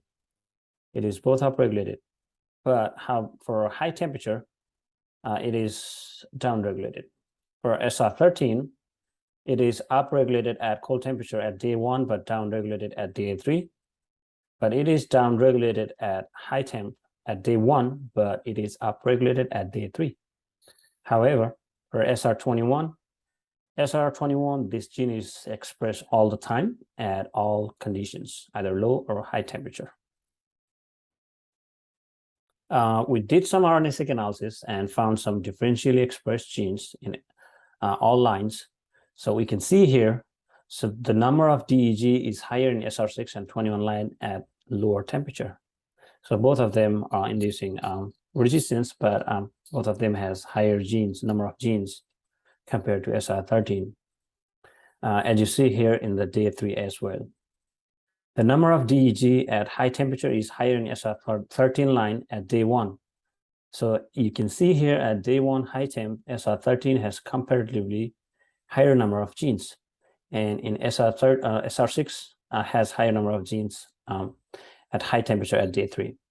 The number of DEG under resistant conditions is higher in SR6 line at day 1 and day 3. So that means, as you see here, so SR6 has higher number of genes compared to other SR13 or 21 at day 1. And even for the day 3, under resistant conditions, SR6 has a higher number of genes compared to other. And at high temperature, SR21 has higher number of DEG compared to SR13. So that means if you see at high temperature, so you can see here at high temperature, day 1, SR21 definitely has higher number of genes. And if you see here at day 3, it has higher number of genes compared to SR13. So what were the genes expressed under those conditions? So from the enrichment analysis, we have found that various genes associated to cell killing, defense response to fungus, thaumatic-like proteins, biotic stimulus, PR genes, heat shock proteins, and cell wall organizations, and various other protein kinases were upregulated in SR6 lines under low temperature. So we tried to find some common genes expressed under high temperature for SR13 and 21.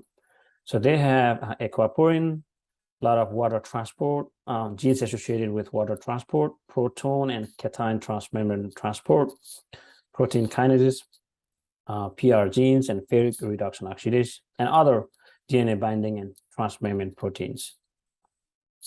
We have also tested some genes associated with the resistance mechanisms, such as salicylic and jasminic acid pathway through qPCR. Under resistance responses, most of the PR genes were upregulated and JA genes were downregulated. As you see here, circled by red, these are all the PR genes for SR6, 13, and 21. It is upregulated in most of the conditions. However, JA genes, it is downregulated in most of the conditions.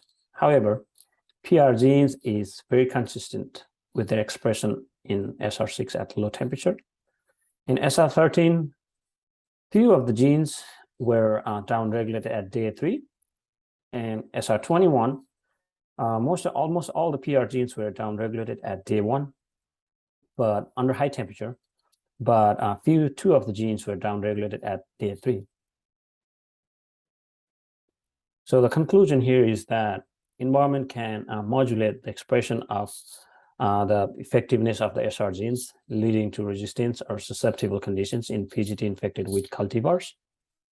The temperature of SR genes, the expression of the SR genes, SR6, SR13, were highly variable at high or low temperature, leading to various phenotypes, while SR21 was upregulated at both temperature conditions, as you see before in the qPCR figure 2. So the expression pattern of the PR and JA genes indicate that salicylic acid might be upregulated, and jasminic acid pathways might be downregulated during resistance in PGT-infected wheat lines. The study of temperature-sensitive resistance genes is crucial for crucial factor for targeting deployment of geographical locations and environmental conditions. The SR genes might be the molecular factors inducing resistance at high temperature. However, there could be several genes or several cofactors equally responsible for the expression and resistant responses. So the future direction is that study of significant genes and proteins associated with the resistance induced by SR genes in wheat could help identify the molecular clues inducing temperature sensitivity of the genes responsible for resistance or susceptibility. Functional study of pathogenic elicitators that are responsible for altering host resistance could help elucidate the temperature-sensitive resistant mechanisms. Also, the application of molecular cloning and genetic engineering to explore functional properties of candidate resistant genes. With this, I would like to acknowledge my PIs, Sharia Kianian and Matthew Rouse from Cereal Disease Lab, St. Paul location. Also, I would like to thank our close collaborator, Praveen Basgai from the Department of Agronomy and Plant Genetics, St. Paul, University of Minnesota. And I would also like to thank very much to our close collaborators at in Australia. Since they were very nice sharing SR6 gene sequence so that we could do the gene expression analysis. So I would like to thank Evans Laguda and Tim Hewitt from Shire, Australia, and Peng Jiang from the University of Sydney Plant Breeding Institute, Sydney, Australia. So with that, I would like to thank everyone for listening to my presentation, and I would take any questions you may have. And thank you very much.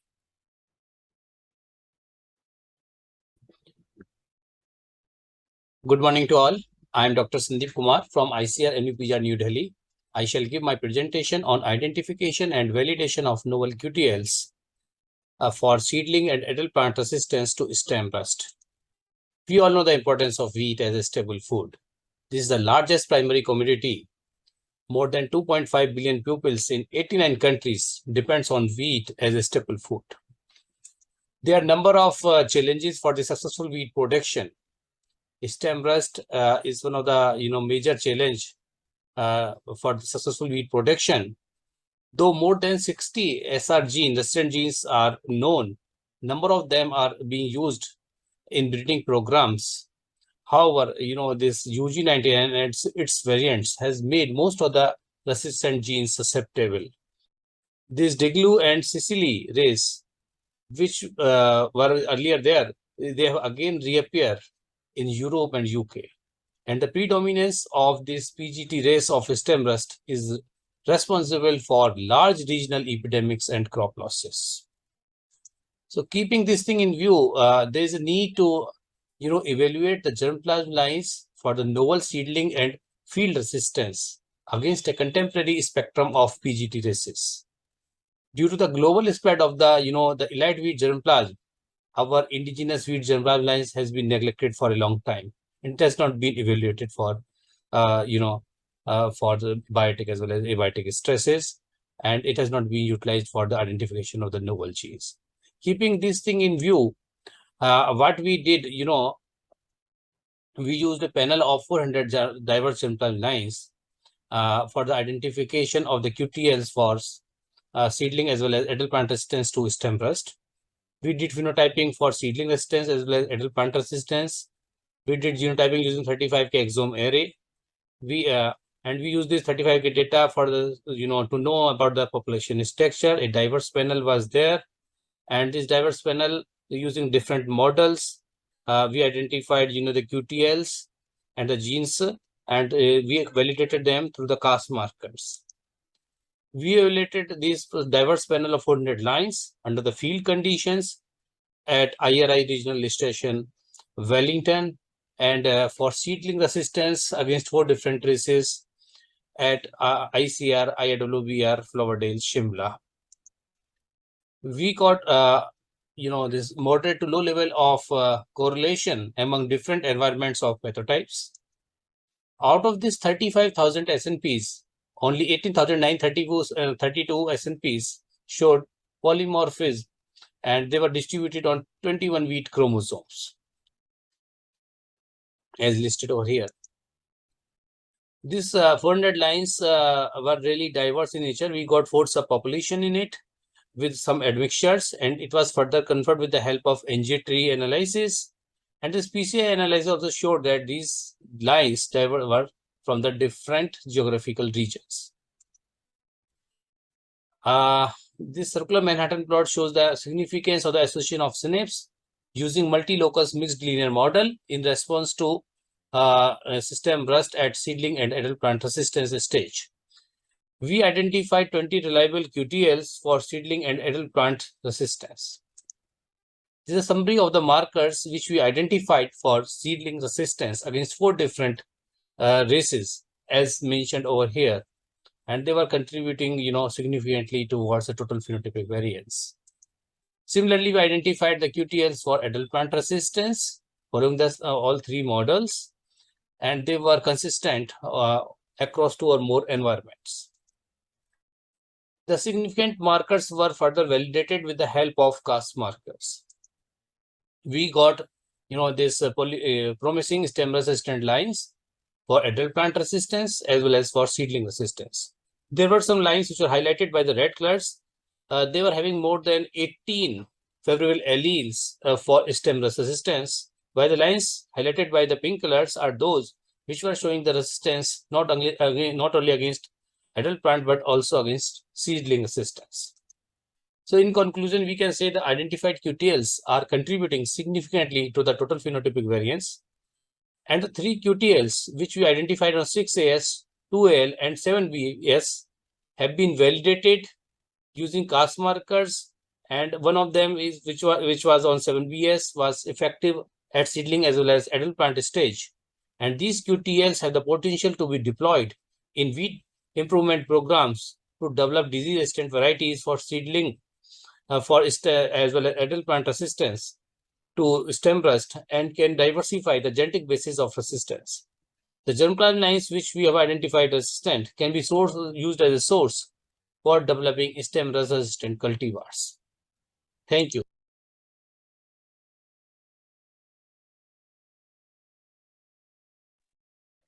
Thank you to all our panelists for such great session. And I will ask if all of you can turn on your video so you can answer questions from the audience. And I'm going to start with an early question from this morning. Liana, I'm going to pass this one to you. It's not directly about your research, but I think in our panel, you are the best one to answer this question. And this question is from Gurjeet, and he asks, abiotic stresses for Indian wheat. It's about abiotic stress for Indian wheat growers, abiotics. So he talks about the early summer heat wave conditions, shriveled grain, and reduced yield. And he's asking us, how can we cope with similar future episodes as of this year? So in your opinion, based on the research that the physiology team and your work have done at CIMMYT, what would be your take on how are we going to be able to cope with these high heat episodes? Yeah, I think that's a really wonderful question, and something that we really actively think about as well as part of the physiology team. I know that the research that I presented today is on a much smaller scale, trying to get at these smaller physiological processes, but we do work with really large panels, so panels of 200, genotypes 300 in different environments across different years. And something that we take into consideration pretty much every year is growing under heat conditions. So plants are acclimated to heat and then seeing how that affects it. And then within that, we might have traits of interest. So for example, what was shown with NPQ, but with other studies as well, looking at night temperature or biomass production. So this is something that we're actively thinking about, and that we have a lot of ongoing projects precisely looking at heat stress and also heat tolerance to hopefully be able to climate-proof wheat varieties that'll be released in the future. Yeah. Thank you. And I'm going to get myself probably in trouble here entering the physiology questions, but in your talk, you talk about the reduction or slowdown on NPQ under high stress. And you talk about that because of having this information and be able to, parse it out more, by organ and looking at the specifically the different genotypes, you may be able then to select for it. So I was wondering, what are you seeing in terms of diversity? Because, we know that for selection, you first need to start with diversity. So what are you observing in your germplasm? Yeah, so I think in this one, it was maybe a little bit surprising that we didn't see, I guess, any significant differences between genotypes. The same kind of method that was used in this smaller study has also been applied to a larger panel of 240 genotypes. So in different environments as well. So we're hoping to then actually really be able to quantify that natural variation and then hopefully exploit it in the future. So I think that's one of the limitations of this smaller study here, but it is something that we're actively thinking about because precisely all this more maybe basic research that might be happening as part of the physiology team is then passed on to our pre-breeding team, which is also part of physiology. So they try to really incorporate these kind of more novel or not thought about as much traits and put it into that pipeline that then eventually also goes into, hopefully into the breeding pipeline in general for these kinds of traits. So yeah, that's something that we actively think about. Yeah, thank you so much again for sharing your project today. I know it's early stages, but I'm really fascinated with how you're able to parse out and like the use of the floor cam and all this, like the technology. It shows how difficult and complex are these traits. And we need to create a larger community that is sharing this information and validating these studies so that we can make progress because we know how important it is. And we have seen the impact of really parse out like photosynthesis. What are we going to do with heat? What are we going to do with high altitude? And it's lovely to see that the Yaqui Valley continues to provide us great information, and then that we can go into these smaller projects that really can dig into the specific of this trait. So thank you so much again for sharing your research with us today. Absolutely, yeah. Thank you for the opportunity. Okay, there's a question for Keshav. And this one is, let me find it here. So yeah, the question is about temperature modulation and how environmental change will modulate host resistance. And so overall, we knew that there's some genes that we refer to as temperature sensitive, and we see some impacts in terms of their effectiveness in different environments. So in your presentation, you talked about the salicylic acid and jasmonic acid pathway, how they are up or down regulated in the different conditions. So can you expand a little bit about what do we know in wheat, and specifically in wheat for rust resistant or any other pathogen about, but specifically on rust resistant? What do we know about the jasmonic acid and salicylic acid pathways impact on resistance? Thank you. I think that's a great question. So I think in terms of resistance, it could differ, but so in wheat, like with the race that we did, MCC-FC, so mostly the jasmonic acid, they were upregulated, and the salicylic acid was upregulated and the jasmonic acid were downregulated. So the thing is that, after the pathogen infection, so the resistant response could be favoring with the salicylic acid, and the jasmonic acid could be downregulated in most of the resistance cases. Thank you so much. Going back, another question I'm seeing here, Liana, this is for you again. This is about for genotypes with temperature sensitivity differences between high and low temperatures. Does the response to temperature in a quantitative or qualitative way? Let me think, this may be back to you, Kashyap. I'm not sure now. What was the question again? It was about temperature sensitive differences between high and low temperatures. Does the response to temperature is quantitative or qualitative? I would say that in terms of the expression of the SR genes, what I would say that I think it would be like in terms of qualitative, because so it is basically helping to induce the resistance, or inducing some sort of tolerance to the pathogen. So I think, so not all the genes are consistent with their expression. So at low or high temperature, only the SR21 is expressed at all conditions.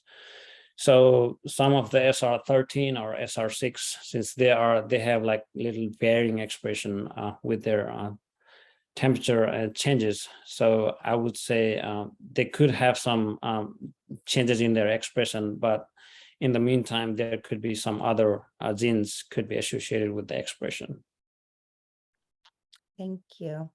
Liana, there's another question about flooding, and I don't know if current research or past research and the physiology team is looking into submerged conditions growing wheat. I guess we're talking about early on or during other stages, and what is the impact on the abiotic stress or... Yeah, to my knowledge, we're not working with any flooding trials right now. We are working with drought though, so I guess on the flip side, and then also seeing how, I know this is not related to flood, but terminal drought stress on yield. So to my knowledge, it's not something that we're really considering. Right now we have relatively recent funding that's focusing on heat and drought stress. So most of our focus outside of yield potential conditions has really been focused on that. But I think it'd be really interesting to consider as well, at least, especially thinking of all the huge advancements that have been done in rice, for example, with submergence. So I wonder if, maybe something like that could be possible for wheat in the future. Yeah, thanks, Liana. Okay, so I think this is all the questions that we have. Let me just take a quick look again.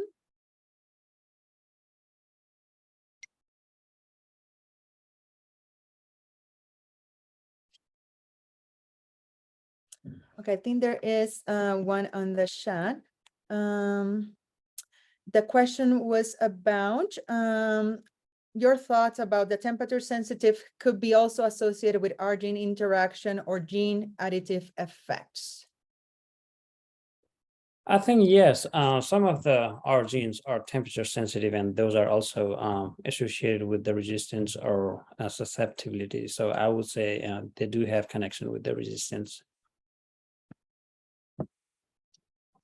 Okay, so I think we're going to move on into our next session. Thanks again to all the speakers in this session for great talks and for really poking our interest more into what else can we look at for abiotic stresses. We know that it's an extremely important topic right now. We have seen devastated wheat crops and other crops this past season. So let's continue the great work and continue to share our preliminary data and ideas about how to cope with abiotic stresses. Okay, so our next session, it's about variety adoption and genomic technologies. We will have talks by Sendil Ramadas from the Pondicherry University and Adulkagar Hailey from Agriculture Victoria. So these are two talks. Hello everyone, this is Sendil from Pondicherry University, and I will be talking for a couple of minutes about predicting farmer uptake of innovation on biofortified wheat variety for seed production in India. So I have organized the presentation under 4 heads: rational, to set the stage for the presentation; next, highlighting the tools and techniques for data analysis, followed by presenting the salient research findings, and finally concluding the remarks with the take-home message. Well, everyone knows that Indian agriculture has achieved phenomenal growth since independence, and food grain production has increased from around 51 million tons to 315 million tons between 1951 and 2022. This bumper food grain production is mainly attributed to cultivating high-yielding varieties and other technological interventions. Though India has achieved record food grain production in the recent past, in the race for more production, due care was not given to nutrition-related parameters, leading to malnutrition in the country. This issue has raised serious concern, especially in developing countries, as more than 20% of the Indian population lives in poverty, out of which 15% are undernourished. This scenario, unbalanced food consumption, has affected millions of Indian people, leading to poor health and socioeconomic conditions in the country. So among the available strategies, biofortification is considered as a promising tool to tackle micronutrient deficiency. So in this context, we predicted the farmers' uptake on biofortified wheat varieties in India for seed production. So in this study, we used a multi-stage random sampling technique for collecting the data from purposely selected 2 states, namely Haryana and Punjab. States were purposely selected wherein farmers exhibited a high inclination to seed production. Then the primary data were collected from 100 farmers in Haryana and Punjab states to predict the adoption level of biofortified wheat variety for seed production. The table on this slide shows the sampling structure followed in the study, and the data pertains to 2021 crop season. The major challenge in such studies, that is adoption studies, is the model selection to understand the farmers' adoption behavior. Although several approaches were established to enable profound knowledge of the technology adoption behavior, these frameworks mostly deal with the qualitative outcomes. But the study of variational behavior of the farmers need onerous approaches that plead to study the adoption behavior with quantitative data. So with this background, we used ADOPT, that is the Adoption and Diffusion Outcome Prediction tool developed by the Commonwealth Scientific and Industrial Research Organization based at Australia for predicting the farmers' uptake of innovation on biofortified wheat varieties in India for seed production. The software has been supplemented with the data on 22 variables across 4 components that most often have substantial, predictable, consistent factors that influence on adoption. So in this study, we used tabular analysis, graphical analysis, and sensitivity analysis to present the research findings. Through ADOPT, the wheat producer's uptake of biofortified variety has been predicted under the framework depicted in this slide. The 4 components that were considered for adoption of uptake are given here.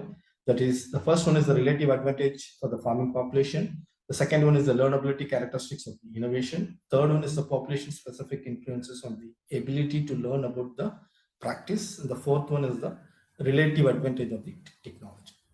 So the data were collected on these aspects from the wheat farmers using the current level of knowledge. Subsequently, ex-ante predictions were made using the ADOPT model. So technology adoption and diffusion are influenced by several factors, namely socioeconomic factors, psychological factors, and apart from that, internal and external factors also have some influence. So in agriculture, to reach the adoption and diffusion peak level, for instance, varieties will take more extended period, as sufficient time is required to realize the potential benefit of the technology. So in our case, it is biofortified wheat variety. So in this case, particularly for Haryana state, the period about near peak adoption level was estimated as 7 years, with the peak adoption reaching a maximum of 98% of the population. So on the contrary, in Punjab, a state which is well known for being a pioneer in adopting agricultural technology, the time to near peak adoption level was estimated to be 18 years, with peak adoption reaching only 2% of the population. The possible reason for higher uptake in Haryana could be the higher level of awareness among the farmers while executing the seed village project. However, despite the respondents being wheat growers in Punjab, a low level of uptake of biofortified wheat variety was witnessed, which might be due to the lack of interest or awareness among them with respect to the biofortified variety. And apart from that, it doesn't fetch any premium price in the market. The predictive values concerning peak adoption level and time to peak adoption level are numeric results given by ADOPT to assist the researcher with a better insight and understanding. Similar to any other estimation, these predicted values of adoption levels should be used carefully. In the results, the near peak adoption denotes the time to achieve 99% of the maximum expected level with respect to technology adoption. ADOPT also gives the predicted adoption rates for the intended technology. That is, in our case, it is biofortified wheat variety for 5 years as well as 10 years from the start of the adoption. So apart from this, the time to 50% of the peak adoption also is given. The results indicate that the time to 50% of the peak adoption is attained at 3 years in the case of Haryana, but for Punjab it is only for Punjab, it is 7.8 years. Similarly, the adoption at 5 and 10 years from the start has been predicted respectively at 87% and 98% for Haryana and 0% and 1% for Punjab. So this figure shows the adoption level S curve for the biofortified wheat variety in Haryana and Punjab. It depicts how the technology adopted by the relevant farmers changes over time. Haryana represents a typical S curve, whereas in Punjab, it is flat, indicating the farmers' lack of interest and they are not aware of biofortified wheat varieties. Year-wise adoption level is presented here, and it is explicit that the peak adoption is reached at 7 years, that is 98% in Haryana, and 18 years, that is 2% in Punjab. This slide and the subsequent slide indicate the probable factors to change the peak adoption level. The ADOPT model advocates that modifying the identified indicator variables would significantly affect adoption based on the data entered in the model. So this can be achieved by intervention at the field level, like streamlining the extension and outreach activities for popularizing the potential benefits of adopting the biofortified wheat variety. Both standard delivery and information dissemination of informal dissemination of information significantly influence the rate of adoption. So in the case of Haryana, the most sensitive question for changing the peak adoption level is the enterprise scale, which asks the response for what proportion of the target households depend highly for their livelihood on the enterprise that could benefit from the innovation. So with 98% recorded response, the corresponding step up and step down response for the most sensitive question for changing the peak adoption level is also given in this slide. Similarly, the most critical question for changing the time to peak adoption level is also presented here, along with the step up and step down responses. So on the contrary, for Punjab, it is local, village or community cost and benefit with a 2% response. Here also the step up and step down response along with the most sensitive questions are given. We also carried out sensitivity analysis that investigates these potential changes and errors and their impacts on conclusions drawn from the model pertaining to the adoption of biofortified wheat variety in Haryana. Of course, for Haryana, it is given in this slide. And the next slide pertains to Punjab. The sensitivity analysis explicitly indicates the differential effects among the two states, that is Punjab and Haryana. So apart from sensitivity analysis, ADOPT also gives the S-curve sensitivity charts that show in what way the S curve is foreseen to change when a single step alteration is made to the most sensitive question concerning the peak adoption level and time to near peak adoption. So this chart pertains to Haryana, and this slide shows the information regarding Punjab. Similar to the earlier analysis on sensitivity, this analysis of the S curve also indicated regional differences in the study area. The differences in adoption diffusion across regions are accounted for by several factors like understanding of the technology, farmers' socioeconomic condition, psychology, and so on. So to conclude, we all know that globally biofortification is considered as a promising strategy to tackle the micronutrient deficiency and has dramatically improved in alleviating the hunger and poverty, especially after the Sustainable Development Goals. So in the recent past, considerable emphasis and thrust have been given to development as well as deploying biofortified wheat. So in this context, the prediction of adopting biofortified wheat assumes a lot of significance among the researchers, extension personnel, and policymakers to set strategies and framework for planning and development. So using the adopt model, we analyzed and predicted the likelihood of adoption and diffusion of biofortified wheat varieties among Haryana and Punjab farmers. The prediction results indicated that the extent of adoption and diffusion differed between Haryana and Punjab. The concern is there is no incentive for producers who cultivate biofortified wheat. The possible reason pertaining to the varying adoption rates are linked to several variables in understanding the biofortified wheat, which is indirectly attributed to the farmer's socioeconomic condition, psychology, etc., apart from internal and external factors. So with this, I wrap up my presentation, and I thank the ICR Indian Institute of Wheat and Barley Research for supporting this study, and also the BGRI for giving me an opportunity for this presentation. Thank you. Thank you. Hello, everybody. Today, I will present our latest research on combining crop growth models and genomic prediction, which allowed us to dive beyond the typical benefits of standard genomic prediction models and gain more insights into crop physiological mechanisms and how they interact with environmental conditions to produce the observed phenotypes. So, crop growth models are a type of deterministic simulations that describe with equations the life of the plant from sowing to harvesting. They consider as inputs all environmental conditions and management practices, and they simulate a set of genotype-specific parameters, or what we usually call intermediate or latent traits. These parameters are assumed to be pure genetic parameters that have stable values for each cultivar regardless of the environmental conditions they were sown in. But they interact with these environmental conditions through the model's equations to produce the final observed phenotypes such as grain yield or protein. Cross models work like going to a nutrition expert who tells you the number of grams you are most likely going to lose if you ate a certain number of calories and practice for a specific period each day. On the other hand, genomic prediction works on a reference population that usually have both genotypic and phenotypic data to train the model, and this population is used to calculate the prediction equation, which describes the effect of each variant on the trait. Then this prediction equation is applied on another population or the selection candidates which have only genotypic data and help to calculate their estimated genomic estimated breeding values. And these genomic estimated breeding values are the predicted phenotypes, so they can be used to select the best candidates at the seedling stage without phenotyping them. Integrating both models is not a new concept. It was originally proposed in 2015, and it was originally proposed to combine their main benefits.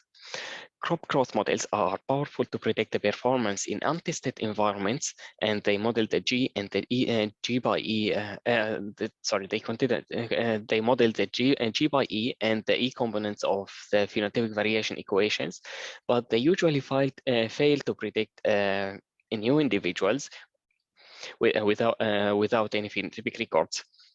But on the other hand, genomic prediction does have the power to predict new individuals, but genomic prediction could fail to predict non-reference environments, especially if they were highly deviated from the reference environments. And genomic prediction usually modeled the G and the G by E components of the phenotypic variation equation. So the integrated model was proposed to predict new genotypes in new environments or even future climates. In our work, we extended the application of the integrated model to select the best crop growth model if you have multiple ones, and to predict traits that do not have any phenotypic record in the reference population, to predict the performance of new individuals that are not related to the reference individuals. And finally, we run a GWAS analysis on the simulated genotype-specific parameters to detect QTL that are supposed to control specific mechanisms. So let's start with the first application, which is comparing different crop growth models. We compare two different wheat phenology models. The first one calculates the cumulative thermal time every day through this equation, which is a function to photoperiod and vernalization sensitivities that can be given with these equations. This var here is would get a value of 1 if the average daily temperature range between 2 and 9, and its value just reduced linearly to 0 after 6 degrees each tide.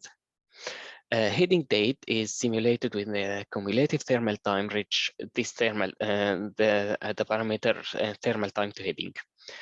The second model is similar to the first one, but it has an extra parameter, which is thermal time to maturity. Therefore, it can simulate the maturity date when the cumulative thermal time exceeds this parameter. And to test this model, we used 11 large wheat field trials at Horsham in Australia. And when comparing the CGM to CGM-WGB, we found that these parameters simulated with CGM tend to have higher correlation with the measured phenotype, which means that the optimization process for GSPs used in CGM could reflect the variation of the measured trait rather than the true variation of the GSPs. For example, if you look here, we don't expect to see a correlation between the first 3 GSPs and maturity dates, as this mechanism, the vernalization and photoperiods, get completed before heading. So they should be independent from grain filling periods and maturity phase, from grain filling and maturity phases and developmental phases, which is what we obviously get with CGM-WGB, but not with CGM. The simulated GSPs with CGM also had low heritabilities compared to the ones simulated with CGM-WGB, and this is more obvious in Model 2, which has large number of parameters. However, these CGM heritabilities could be an artifact due to the high correlation with measured phenotypes in that I presented in the previous slide. And when we compared the prediction accuracies for different models, we found that the first CGM-WGB model that worked with 3 parameters showed significantly higher average accuracy compared to the genomic prediction and to the standard genomic prediction, and the second model, which used 4 parameters, which means that this model has higher ability in simulating heading dates comparing to the other CGM-WGB models. And the second application of CGM-WGB that we investigated the integrated model to predict traits that do not have any phenotypic records in the reference population. And for this purpose, we used a whole wheat crop growth models that have 12 genotype-specific parameters that are described in this table here. And the model has 3 main modules: phenology, biomass, and nitrogen. And the model considers the interaction among these 3 modules with the environment and soil and the management practices. The population had was planted in 5 seasons at Horsham, Australia.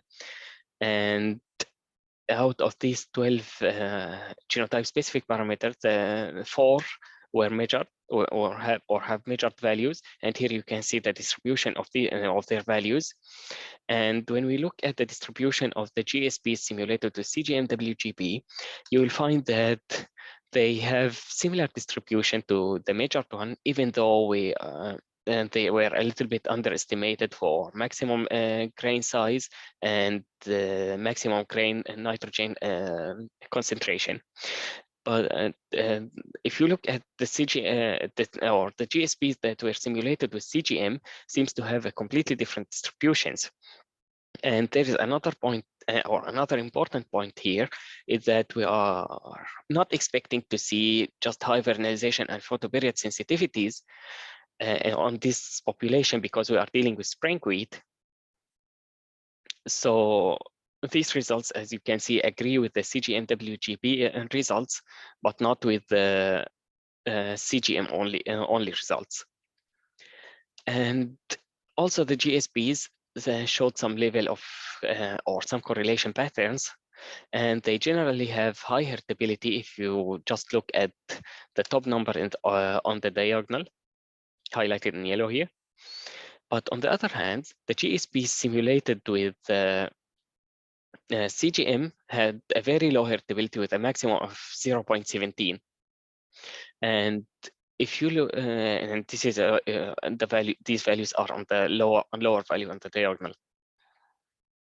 And this is because of the complexity of the whole growth model used here, which resulted in GSPs that are not correlated to the major phenotypes, unlike the previous analysis that I previously showed in a previous slide, when we run only the phenology model. So for the prediction accuracies, it looks like both models, the genomic prediction and CGM-WGB, showed comparable accuracies for the phenology-related traits, but the standard genomic prediction outperformed our WGB CGM model for the nitrogen and biomass-related traits. But even though the advancement of CGM-WGB is that it allowed us to predict the measured traits even when they were not used to calibrate the model, or in other words, we assume that the reference population doesn't have any phenotypic records for each one of them. It means we masked them. So the mask analysis showed comparable accuracies to the full analysis that used all major phenotypes when masking the maturity date and grain number or yield, but the accuracy was significantly reduced when masking heading or protein, as you can see the highlighted values here.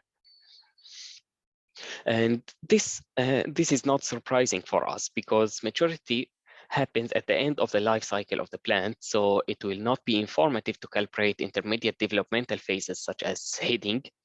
And also protein was the only trait that described the nitrogen module.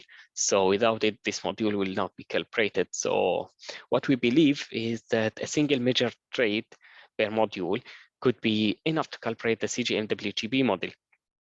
But on the other hand, we should also work now on improving our CGM to increase the accuracy of nitrogen and biomass modules. The third novel application of CGM-WGB model is its ability to perform better prediction for individuals that show less relatedness to the reference population. And to test this, what we did is that we divided our population into 3 subpopulations based on the BCA clustering. And these individuals here in the middle that were colored in gray were excluded from the analysis, from this analysis. And we find that in this scenario that the CGM model outperformed the standard genomic selection model for biomass traits, but it showed variable accuracies for the protein percentage, which we believe that it still requires much more improvement in our future research.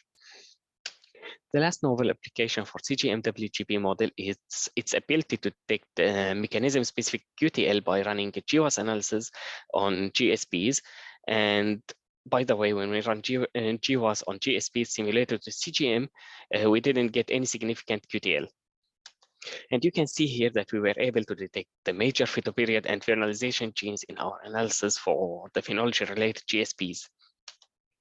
And for nitrogen and the optimal specific nitrogen leaf nitrogen trait or GSP, for this one, we had one QTL that was collocated with spectral reflectance indices, which are known to be affecting the leaf nitrogen content, because these indices determine the photosynthesis and radiation use efficiency. And there is another QTL was collocated with transpiration rate, which is usually have high correlation with specifically nitrogen. And there are also some recent reports that link the nitrogen fertilizer to the variation in flower color.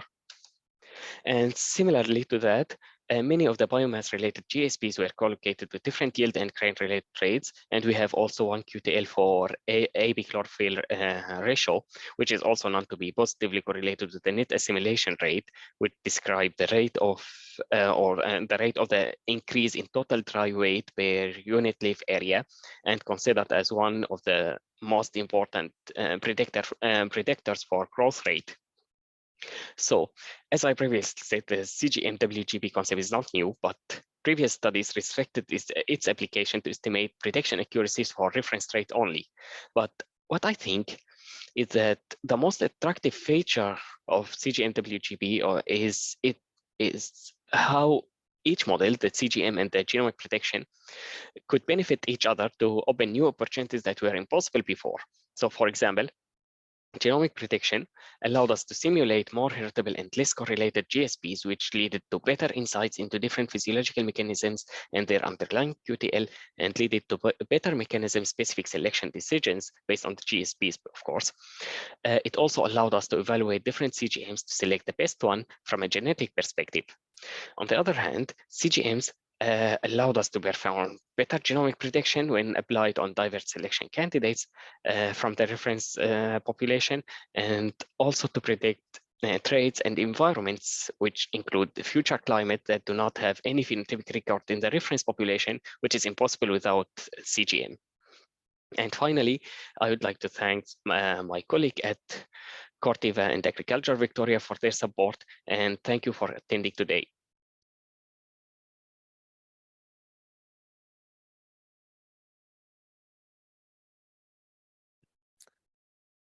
Okay, I think we're ready to take some questions from the audience. If you have a question for any of our speakers, please let us know. In the meantime, let me just make sure that I'm not missing anything here. No, okay. I'm going to ask a question to Sanahil. A few years ago, I was part of a study with, as part of the CERES 2030 project, where we look at the barriers for adoption of determinants of adoptions for crop climate resilient crops. And we found that the major determinant of adoption or preventing adoption was education of the farmer in terms of availability of technology, being informed, and seems like you're finding something very similar too. So we're seeing this trend that extension need to be stronger, communicating our finding that technology, like you mentioned, that the usefulness or the importance of a particular trait like biofortification, that is so important. So if that is the case, how do you foresee going forward what we need to be doing as a community to make sure that the great research that is happening, the varieties that are being developed with all these great traits, they're really reaching farmers' field? What is your take based on your study?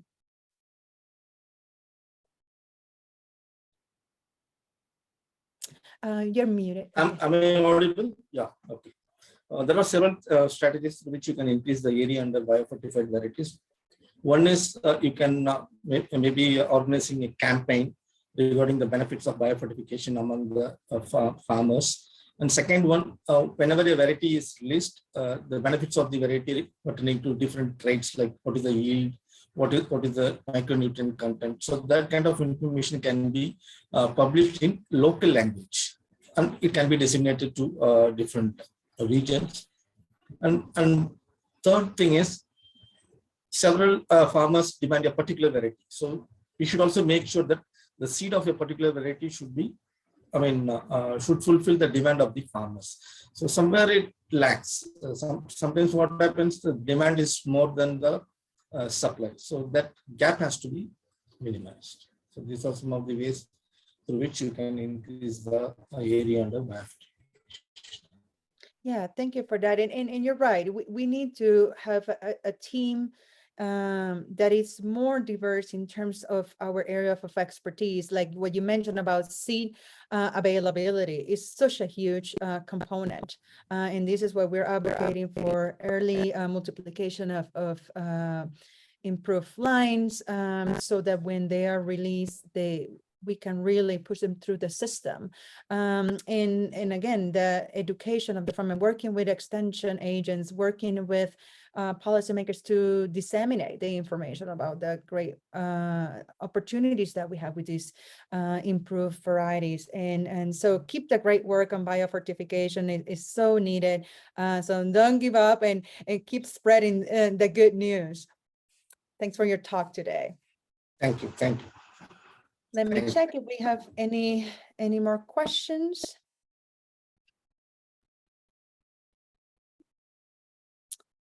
I don't see additional questions.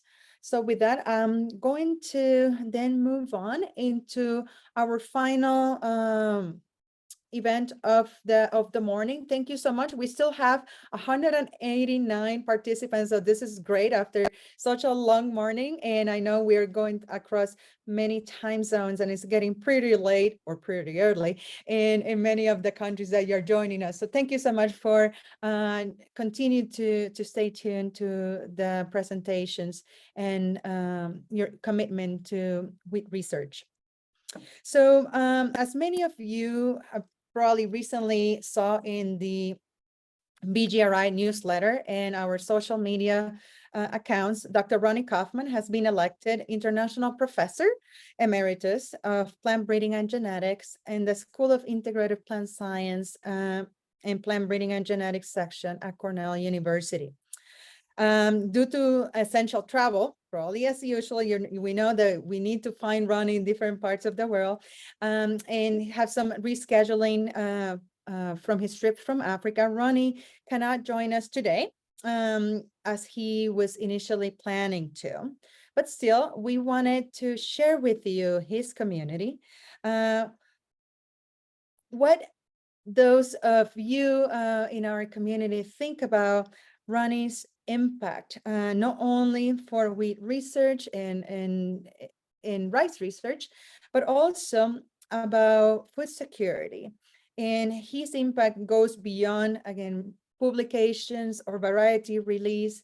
It's about this community that today is joining us. So with that, I would love to share with you a video of some of you that share your thoughts about Ronnie's impact in the world.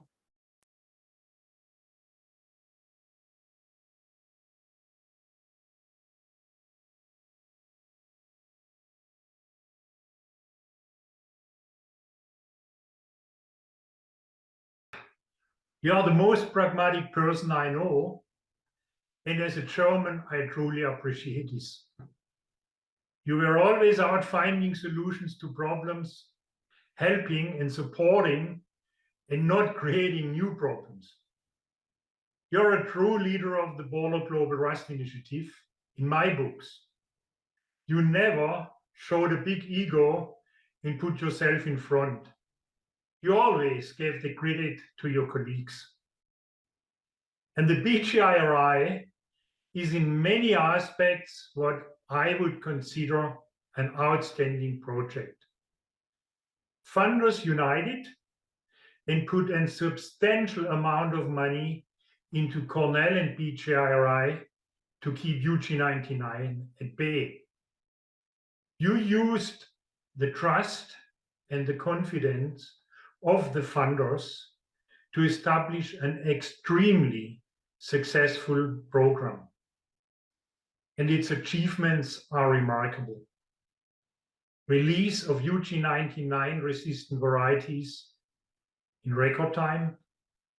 There was no stem rust epidemic, no major stem rust epidemic anywhere in the world after UG99 occurred. Hundreds of young scientists were trained. You established a global network of wheat scientists that truly work together. And as Norman Borlaug once demanded, you kept the herd together. Ronnie, you can be so proud of what you have achieved with the BGRI and of course of the many other things you did. As CIMMYT's Global Wheat Program Director, and equally on a personal basis, it was a pleasure and an honor to have worked with you from the very beginning of the Borlaug Global Rust Initiative. I would like to thank you very much for all the support you provided to CIMMYT's wheat program. Enjoy your time as a retiree, and most important, stay healthy, so we, you, a Cornell, and I, as CIMMYT Emeritus, can meet next year in Obregon, have one or two cold beers, a carne asada, and we both will enjoy looking at beautiful wheat. All the best. Take care, Hans.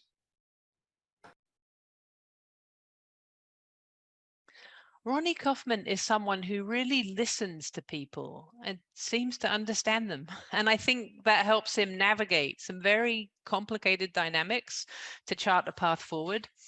And I've always found him extremely encouraging. And I just count myself so lucky that he led the very first grant that I got to make as a program officer. And I like to joke, but it's true that he broke me in as a program officer. And I'll always be extremely grateful for that.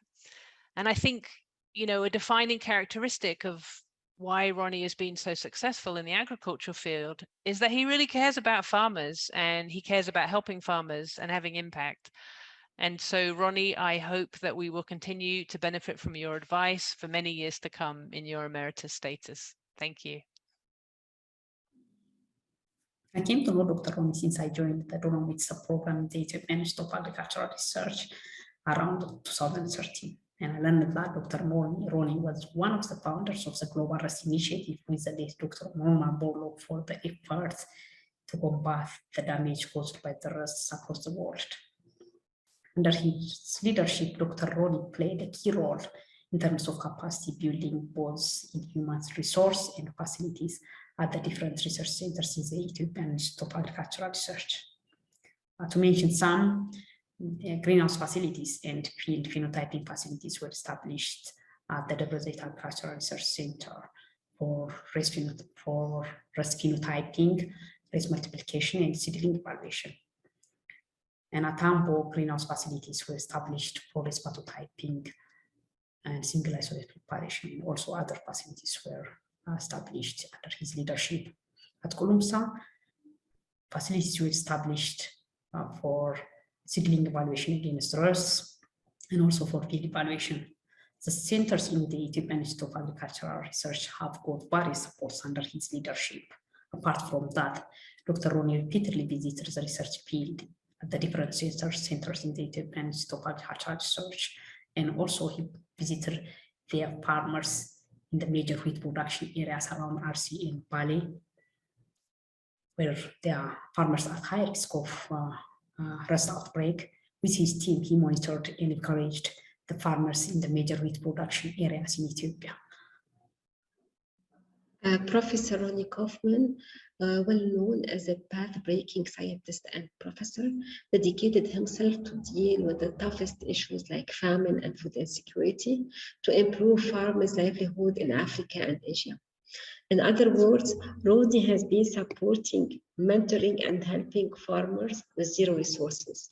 Ronnie puts tremendous efforts in being the pillar of gender equality, supporting and engaging women's role in agriculture from farming to research, due to encouragement, reinforcement, and support worldwide.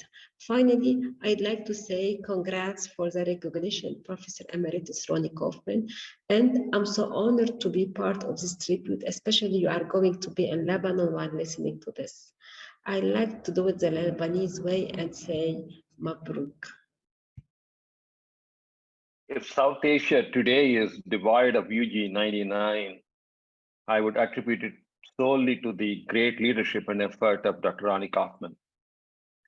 His understanding of the whole South Asian region with the last 4 decades of engagement and his ability to converge countries together for a common cause to mitigate rust and to prevent cross-border transflow of rust pathogens, and his own ability to steer the countries to adopt to surveillance and exchange data.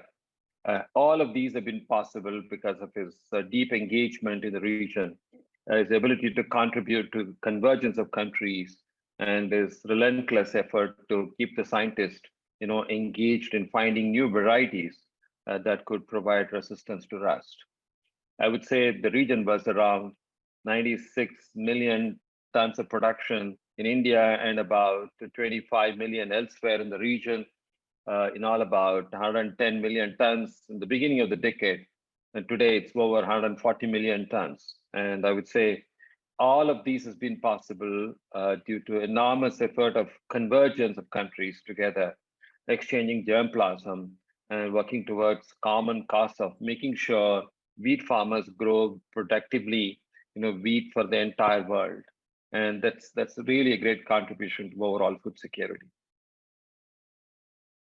The world today is fortunate to have a strong community of wheat scientists ready to confront rust challenges in the most vulnerable areas. 20 years ago, the outlook was far more grim. That transformation was catalyzed in many ways by Ronnie Kaufman with a strong backing by Norman Borlaug. Ronnie's vision and incredible efforts in collaboration with partners like CIMMYT and others galvanized the global support needed to respond to UG99. Ronnie has a special ability to bring people together. He is kind, humble, encouraging, and he gives support and credit to others. Even though he was at Cornell, we at CIMMYT always felt that he was a member of our program as well. Scientists from all over came together to secure wheat against UG99. Together, we continue to respond as a community to defeat hunger.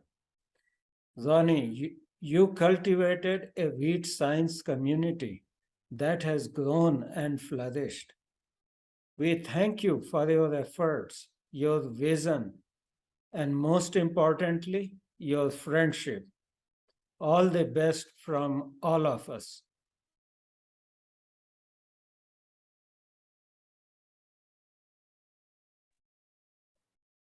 I'll say cheers to a fantastic research career and to a man, Ronnie Kaufman, that keeps Dr. Norman Borlaug's vision of securing food security through the investment of research in farmers' fields, making sure that the great research that is happening in academic and research institutions really reach farmers' fields.